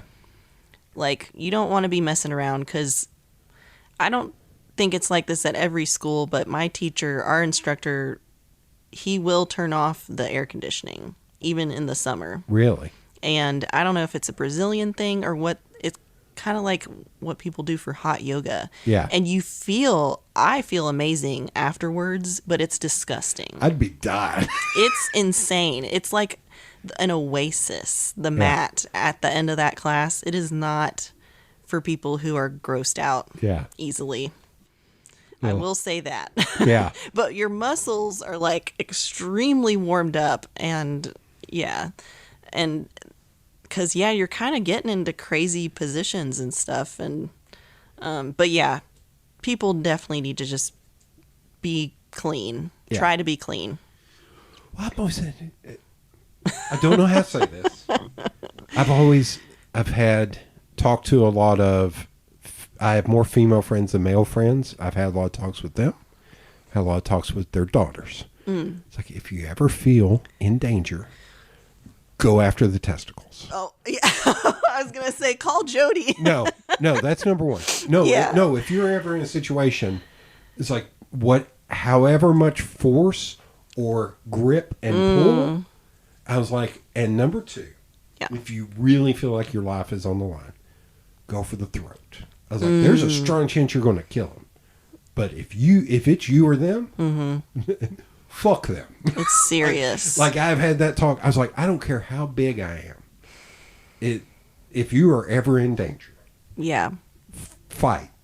Like, literally, like your life depends on it. So it's not like, please do jiu-jitsu, but it's also like, for anybody, it's like, just go after the testicles and then go after the throat. Yeah. And it's just like, do whatever you can. Yeah. If you are, and definitely if you can, run away. And this is not putting on airs or anything. It was also, when I boxed, I met a lot of people who did mixed martial arts and stuff. Mm-hmm. And they were always like, the most messed up ones are the people who've been doing it for 6 months. Because they think they're tough. And they're like, well, if you hold me in this position, it's not jiu-jitsu, it's anything. Of like, they're just used to practicing one thing. Mm-hmm. It's like, it's the people who've been doing it like 5 or 6 years. Those are the people that are comfortable. Mm-hmm. And no matter what you throw at them, they're going to be able to fight. Yeah. And he's like, but the 6-monthers are the ones that are like, calm down. Yeah. Calm down. Calm down. I mean, there are a lot of people who say that jiu-jitsu wouldn't work on the street, but they're out of their minds. I think it just depends. But it also depends on how you personally will react in a situation. And what I like is just that I am getting more body awareness. Yeah. Like, as someone who unfortunately didn't grow up doing sports, my body awareness, I was clumsy as all as heck. And so that is great. Yeah. But also being in situations where someone is trying to choke you or like break your arm and staying calm in them. So that's the thing. Because I've been in a lot of fights also outside of boxing. And the thing I learned most was you're going to do better if you don't freak out. Mm-hmm. To where I've been in situations even in this day and age. Like there was, again, this is not bragging or anything. It's big guy privilege. That's my phrase. I love saying that. It's like, no, this totally has to do with that. And this was like a year or two before the pandemic. I was leaving Barley's from a show with a female friend of mine, and we saw this couple yelling at one another. And so I was like, I'm walking you your car, but let's go ahead and walk over that way. And so we're walking over that way. And all of a sudden, he pushes her. And she punches him in the face. And I just take off in a sprint. I reach over the dude, I squeeze him, I pick him up, and I turn completely around. I was like, we're not going to do this. We're not going to do this right now. Yeah. And it was remaining calm in that situation of, I'm going to stop this. Yeah. And I'm not going to go up and try to punch that dude. No, I'm just going to de-escalate. Yes. So that's a big thing is de-escalation and remaining calm. If you can do those two things in almost any scenario, you will be okay. Mm-hmm. Yeah. Yeah. Definitely try to talk things out first. I mean, unless it is just an absolute crazy situation. Who knows? You just never know. So the other thing you will, if you've not already learned this, you will learn this. God, I feel like I'm fucking mansplaining. Is you will find the people who are like, I'm going to walk away from them. Because there are people that are a third of my size. I was like, oh no, they would murder me. Yeah. Like, they would not stop hitting me until the white meat shows. Like they're there's some people you don't want to. Yeah, we're just going to walk away from and you them. never know. Yeah. You don't know, like, just don't mess with people like that. Just don't. Well, that's another Rogan thing. He was around all those UFC guys. He was like, you know who doesn't want to fight? UFC people. Yeah. He's like, they don't need to prove anything. No. They just don't care. Well, and thankfully, I've never been in an actual fight. Oh, right. Outside of the gym. It's not fun. No, I can imagine. And I don't want to be. I will say I think it at least makes me feel like I will be calm. Yeah. Hopefully in a situation. And I love hiking and camping and backpacking. So I took a wilderness first aid class 2 years ago, and it's coming up. I probably should renew it. But that's just another situation too, where you need to just have your wits about you. Yep. And don't just freak be paying out attention. when Yeah. The fit is hitting the shan. Assess the situation first before you dive in after somebody who just fell off a cliff or something. Like, don't stop and think before don't you react. Stop and think. Yeah. Very important. That is one I would. Sorry, not to go back to me. I need to just sit down and record all my fight stories. Oh man! But I will never release that until after I am dead. Because I have some stories that are. I've told some stories on here. I've told some. Well, folks need people like you. Oh. Out so there. this is so. I'm gonna make fun. I'm not gonna make fun of Esther. God love you, Esther. but this comes up every month. I always offer. This again, not bragging. This is, you'll understand when I finish the sentence. Whenever we're leaving downtown, if there are any women, I was like, do you need me to walk your car? Mm-hmm. And I have started adding on, I know you're a strong and powerful person, and you don't, but it's the optics of this. True. True. And Does she always? Esther usually pulls out a knife and goes, I'm good. Yeah. Okay. But I always say, if I don't offer, my mom will appear out of nowhere and smack the shit out of me for not offering. I was like, I was raised right. Yeah. I was raised around a bunch of big dudes who had kind hearts. That's great. And my mom and grandmother who'd be like, you didn't offer to walk her back to her car? Mm-hmm.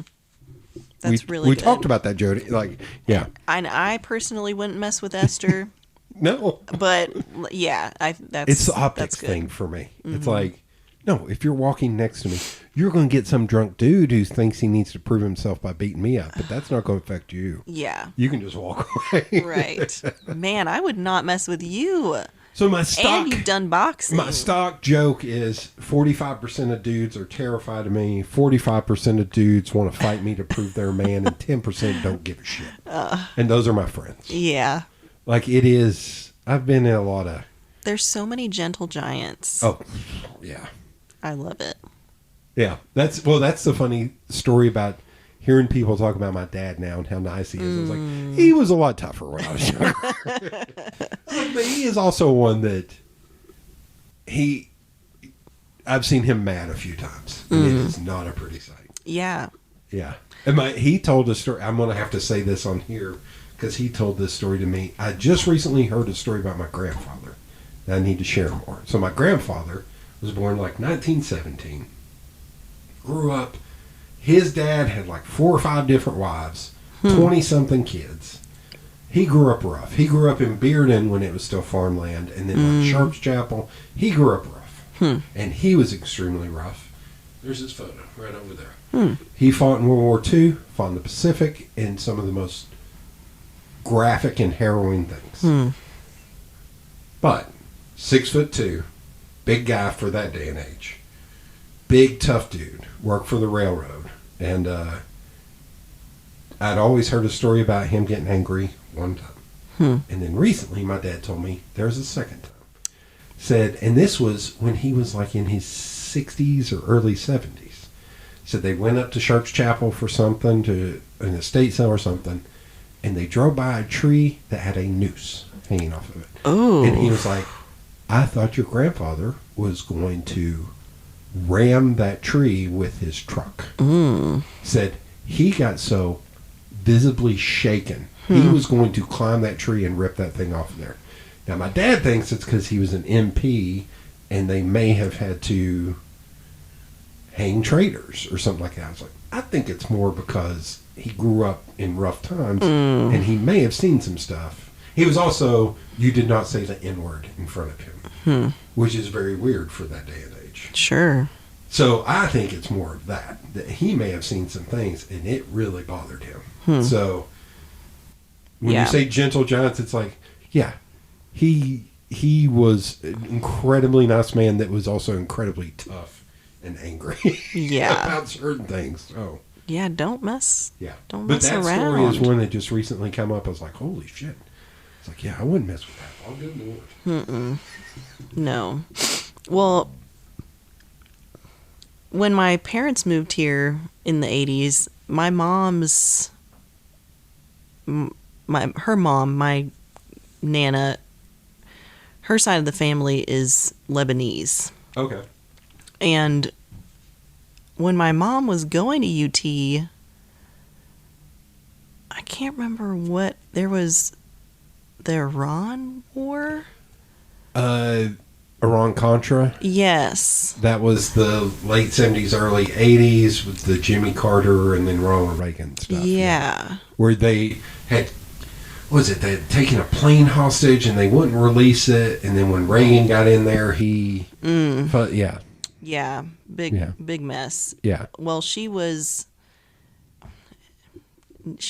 they're both from the north. Yeah. Not Southerners. You were about to say Yankees. I was about to say, I'm not gonna do names or anything, but and she hadn't even been here that long, and she was trying to go to UT, and I think there was one day this group of guys on campus started throwing rocks at her, telling her to go home, and she, I think it's definitely things.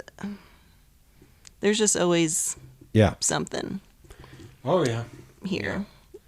And that was a while ago.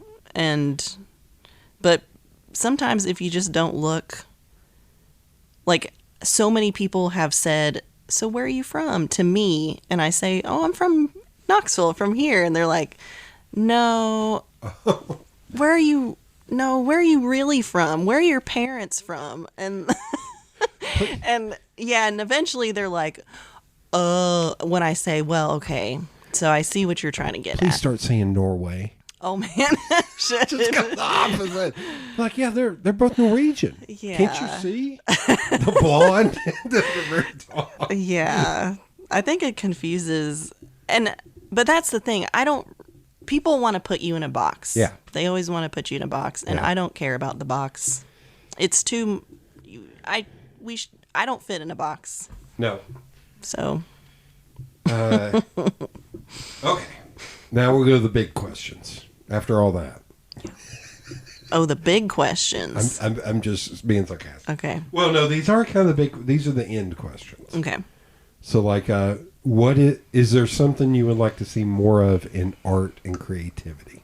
Or is there something you would like to see more for printmaking and letterpress? Well, so I was just involved in a show with a group called Printmakers Anonymous, Okay. which has been around for over a year here in Knoxville, and I only joined in November or October, Okay. or maybe a little bit earlier than that. But their goal is to visit different print shops Okay. all over the Southeast, but especially start in Knoxville first. And that is really cool to me. And I think Jake, that started it, said that there's a chapter. It started in New York City, and it's just huge. And they go to all the different print shops, and that's super cool. Yeah. So I'm stoked to be involved in that. And I think folks are trying to organize a small press and zine fest, maybe in the fall, Okay. which would be really fun to do. And I think and they're applying for grants and stuff for that. And I don't know much about grant writing and stuff, but I think, I'm making notes. yeah, I love that. I just love more just organizing different things. And I think that one, because there's someone from the Museum of Infinite Outcomes, Ashley writes a lot of grants, and she is now part of this group. So, and I love that, because you were talking about, like, we need groups to be coming together, and Yeah. it would be great to involve lots of other people in something Yeah. like that too. So definitely, and I've been to an Oak group meeting, Knoxville. Oak Knoxville thing before, and some things do sort of feel kind of separate, and I don't really know what the solution is. I'm trying to get them on the podcast. Yeah, I have a lot of thoughts, and I'm trying not to be. you probably talked to Jared. Yes. Oh, that's Jared. He's involved in that too. Okay. That's the one where I'm trying not to be the old man wagging the finger. Yeah. Of just like, all right, let's do stuff. Let's do stuff, but let's involve people. Let's Yeah. not. It seems really cool. My whole vantage point for everything is let's stop going after rich white people. Let's get schools involved. Let's not make this about us. Let's make this something bigger than us. Yeah. Because it's not about us. It's about the next generation. It's the generation after that. It's about the giving people opportunities that don't have opportunities, or letting people see the light. Yes. Is more for me. So that's where I get more frustrated and get finger waggy. Yeah. Because I'm like, hey, if we're going to do this, let's do this right. Like, let's take care of people. And maybe they are. I don't know. That's why I want to talk to them. Yeah. I was like, I just want to be involved. I just want to help. Yeah. No, that is wonderful. I didn't mention it, but I forget sometimes that my basic involvement in art was an after school program. Oh. And those are great. Yeah. And great for getting people involved and stuff. Especially if they're like latchkey kids or something, if their parents aren't even home after school. Anytime I go up and talk to the kids at Fulton, some of them have never been to Market Square. They don't even know what the KMA is. Yeah. It's like, hey, group that's trying to promote art in Knoxville, let's go get a group of kids. Here we go. I'm going to give a free idea. Because I met the two There's 2 women that are running. I hate to keep promoting Fulton, but screw it. It's my alma mater. Yeah. The 2 women who are running Fulton's art program have started an Instagram for Fulton's art program. Cool. They do open sessions there at the school for the kids and all that. Hey, Oak Knoxville, I'm telling you what to do. Why don't you go to them and organize who are the kids that are really into this and really want to do this? And then who are the kids that are on the edge of this? Let's get those kids and take artists and pair them with artists and take them to the KMA. That's what should be done. Like That would be super cool. Not just take them on a field trip, take them and pair them with artists. So the artist who's doing it for a living can talk to the kid who wants to do this for a living. And if I'm being dictatorial or anything, hey, come talk to me. I'm a big boy. I can take criticism. I think that's where I get frustrated. Yeah. Like about the silo and all that nature of all this. Well, and maybe you could talk to Wendy Love. She was reaching out to all of her old students who have careers in art to come talk to her high school students to try to get kids to do art. I'm trying to reach, God, my friggin' neck. If I rolled, my neck wouldn't hurt. It hurt for a different reason, probably. Yeah. Yeah, I've got 2 different people's, the director and curator of the Ewing Gallery, and then somebody at the KMA. Nice. But and Heather, who is in charge of all of the art in all the Knox County schools. Cool. Heather Castile. Okay. And I talked to them. I am involved in this group that we meet once or twice a year to talk about the art, what the art programs are doing in the county of Knoxville. Man. And I'm looking around that room. I'm like, it's a lot of teachers and not a lot of outside people. Yeah. So, Esther, because she helps me with the illustrators group, I was like, Esther should be involved. Because she's also a young person who can talk. Julie should be involved. That's where I get, let's get out of our own little circle and start. I would love to do something like that. Here, I'm going to another note. Yeah. And that, might just take some reaching out to different groups. I'm trying to, I can't remember his name off the top of my head. The guy who does TriStar Arts. Who? He was at the last meetup, and in that one, we actually did. I just met him. Is it Brian? Brian, yeah. Or with a B? Bryan? Maybe. I think I just met him. Like an art project in Bearden Middle School, and then went over and played music together in another program. And that's what we did. The last one was KMA, and it was a kid from Carnes High School came and showed her art and explained it. Very cool. Yeah.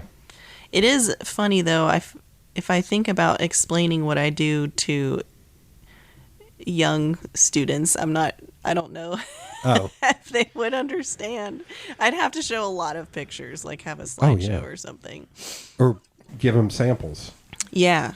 Bring actual printed stuff. Oh, I've went and talked to those kids at Fulton a lot, and it's hilarious because it's 80% kids who do not care. Yeah. And one of the last times I went, there was a kid sitting right next to me that I started talking, and he looked at me and just interrupted me and said, "I know Photoshop." I was like, "Oh, hell yeah." No. Oh. No, I went to Fulton. I took the other route. I was like, "Oh, you know Photoshop, do you?" And I just started picking on him the whole time. And I was like, his 2 little buddies behind him were dying laughing. Oh. And I was like, "Don't forget I went here, man." and so I kept talking. And then afterwards, I said, "Look, man, if you really want to learn this, if you really want to do this, here's my email address." I was like, talk to your teacher, Miss Campbell, talk to your parents. I'll take you to coffee. I'll talk to you. If you really want to do this, I'll talk to you. Yeah. Don't ever pick on me, because I came from here, man. I will pick right back, man. Yeah, don't mess around. Okay, now do you know Lauren Farkas? I recognize the name. She is a young teacher. She is now she's involved in the STEM program at the LNN school. Okay. And she is an amazing young lady, and she is so invested with her students, and she takes them on field trips all the time to exhibits. Like, she had them come to that KMA exhibit recently. She takes them everywhere, has them go to all this cool stuff. Well, that's what I say. It's paying it forward at this point, because Miss Waller, who taught art at Fulton, her and her husband taught art at UT in like the 60s or 70s, maybe early 80s. So the few of us that really cared about art, she took us to UT, to the Art and Architecture building, and explained to us and showed what they were doing. Man. And that had such a great impact. I was like, That's so big. yeah. But I also know, because Kane is running our county, that they are trying to choke.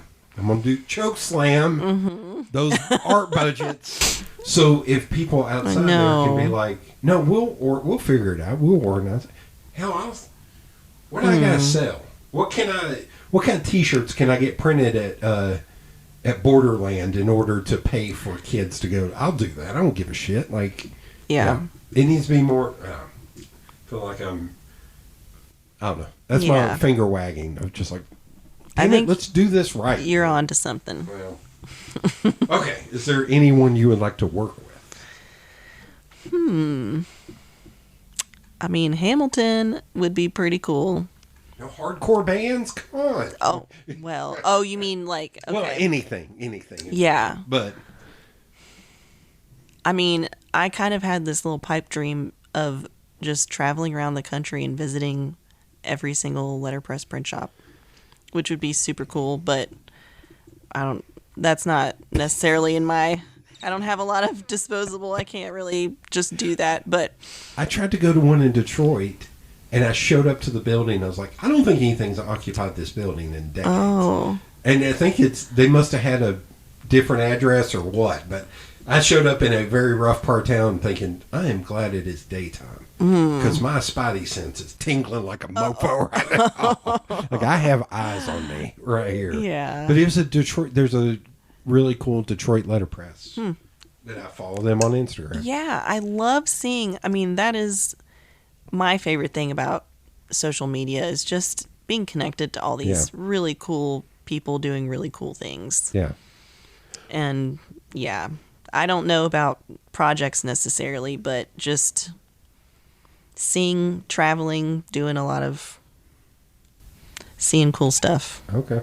Meeting cool people. Well, another great person in this town that I try to get more people to meet is Andy Coleman. Oh, yeah. Because Andy Coleman is also one of the nicest guys in the world. So nice. The amount of times Basin told me, he's like, he saved my ass. Like, where he would hand tool a die for her or something. Yeah. Or she would do something, he'd be like, let me show you how you do it. Like, and he was never like lecturing or fussing. It was all just like, no, I just want you to do this better. Yeah. So nice. Yeah. Yeah. When we were moving and we didn't have our paper cutter set up, but we needed one for something, he let Julie go in there and of course he did. And use the machines. Yeah. Yeah. So there's another one. If you go out and venture out and visit print shops, you got to also bring people back to me, Andy. Yes. Yes. Do you set goals or a checklist? I'm not apologizing for this, because this is just me, but I don't have crazy goals. Okay.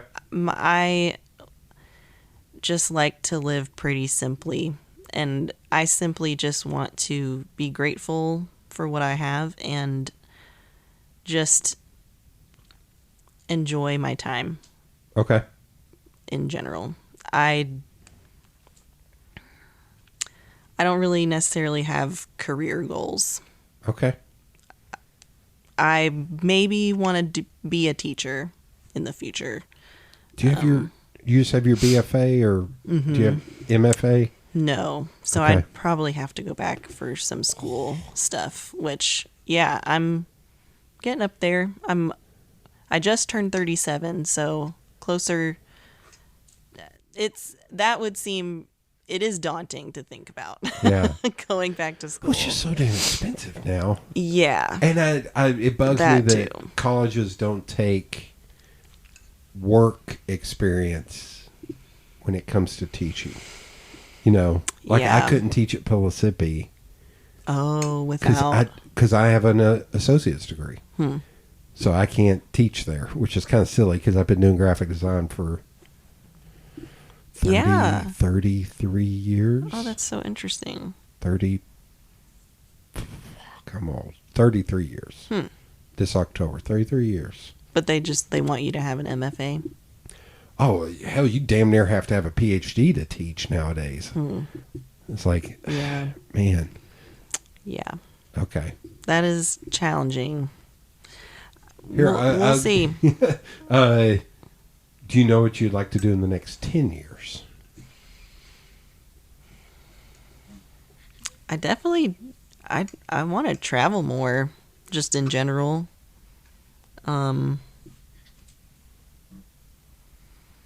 I'll give you an idea that I did. Okay. When I turned 39, I did a 40 before 40 list. Oh. Since you're 37, if you started that now. Mm-hmm. And I put some stuff on there that I was like, I may never get to do this in this coming year, and that's fine. Because you got to swing for the fences. Mm-hmm. But for yours, it could be something like, I want to visit 10 letterpress shops before I turn 40. Yeah. Something small. That like would be so cool. Yeah. I didn't mention this, but something that was huge for me was in 2010. Right after I graduated, I went to Europe for 3 months. Holy crap. And backpacked around. Okay. And woofed on 2 farms, spent a lot of time in Spain, which was an amazing... Went to 9 different countries. How many Australians did you meet? I don't think I met an Australian. I thought that was a thing that Australia. Oh, Anytime that's I've ever heard funny. anybody talk about going, they're like, Australians travel all the time. So you'll see. Okay. Oh, man. Well, that was such an amazing experience. So this was before smartphones. So we had a phone card and A phone call. Oh my! Yeah. Remember there used to be commercials for like 1-800-COLLECT or whatever those phone cards. Oh my God! it was, and they were internet cafes around, and we started in Amsterdam. The tickets were like $1,000, and then we went with $1,000. Okay. Only, and just Did you say 3 months? Mm-hmm. Holy crap! it was insane. Yeah. We had a friend who knew some people in Barcelona, and we stayed with them in a squat. Like Okay. a bunch of people who squatted this like 5-story building, and we slept up on the roof, and they were like had jerry-rigged electricity and water for their building. Love and ate wonderful food. We were very frugal with our Yeah. our money. Yeah. We couch surfed with like a Ukrainian woman in Belgium, or was that in Spain? Tons of British people were in Spain. I remember that. And went to Italy and Germany, Austria, Poland. We just took a train through France, sadly. Kind of missed out on that. But, and it even had to sleep on the street a couple nights. Okay. Because we didn't find anything. Slept in hostels and did all the different travel, ferry, train. I was exhausted by the end of it. And the farms, well, the first farm was awesome. And woofing is a great experience. Wait, what is woofing? I think that it stands for Worldwide Organization of Organic Farms. Okay. And so you sign up, it's this list of farms that you can contact and sign up to go volunteer on. Okay. And you get room and board there. Okay. And it was in this tiny town in northern Spain with a Dutch woman on this one farm, and she had a donkey, and we helped her plow potato fields, and it was like this old village, old stone village that she lived in, and had like solar and a tiny wind turbine, and she had a huge herd of goats, and Okay. we shoveled a bunch of goat poop, and I had been learning some Spanish, and I'm continuing to learn Spanish, and hopefully go back one day. Would be really awesome. Nice. There you go. That goes on the 440 list. Yeah, I gotta go do some more traveling. Yeah, I'm trying to. You put big stuff on there. You put little stuff on there. Yeah. Like one of them was like work out more frequently. One of them was like get better at learning how to make cocktails. Oh, yeah. I was like, and I did it. I threw a party where I was like, here are 18 cocktails you can choose from. Oh, That's man. more than most bars. I had all the stuff, and I was like, I'll make. And the first one I made, I didn't realize my recipe was for 4 drinks. Oh. So all of a sudden I made a Paloma, and I was just like, oh, shit, I didn't get a big enough glass. It's like, uh-oh. And I was like, who else wants it? And one of my buddies was like, I'll drink whatever. Just give me. So, yeah. So see, big things, little things. Yeah. I'm into a lot of the little things. And that's it's accountability. Hmm. I always joke with certain friends. It's like, you're my accountability buddy. If I got somebody saying we'll do it, then we're going to do it. Damn it. Like, Yeah. Is there any museum or magazine where you'd like to see your work published? Other than Hamilton. They're getting a lot of shout outs on this episode. They are. Well, actually, so when you had mentioned museums earlier, I forget that we did go to the Andy Warhol Museum a lot in Pittsburgh when I was younger. And they would have different exhibits in there besides a bunch of his work. That'd be kind of cool. There you go. And the final question is, if you could talk to the 14-year-old version of yourself, what would you tell them? Oh, man. So much. I would definitely say everything will be okay. And don't doubt yourself so much. And you're a good person. And yeah, it'll all be just stick to it. Just keep going. Okay. And be a fighter, and it'll be okay. Start learning how to roll at a younger age. Yes. Oh my gosh. Watching the kids' classes they are so good. Are they? And it looks so much fun when you're a kid. Oh Yeah. man. Yeah, I wish I'd done that. All right. Thank you for being on. Thank you, Jody.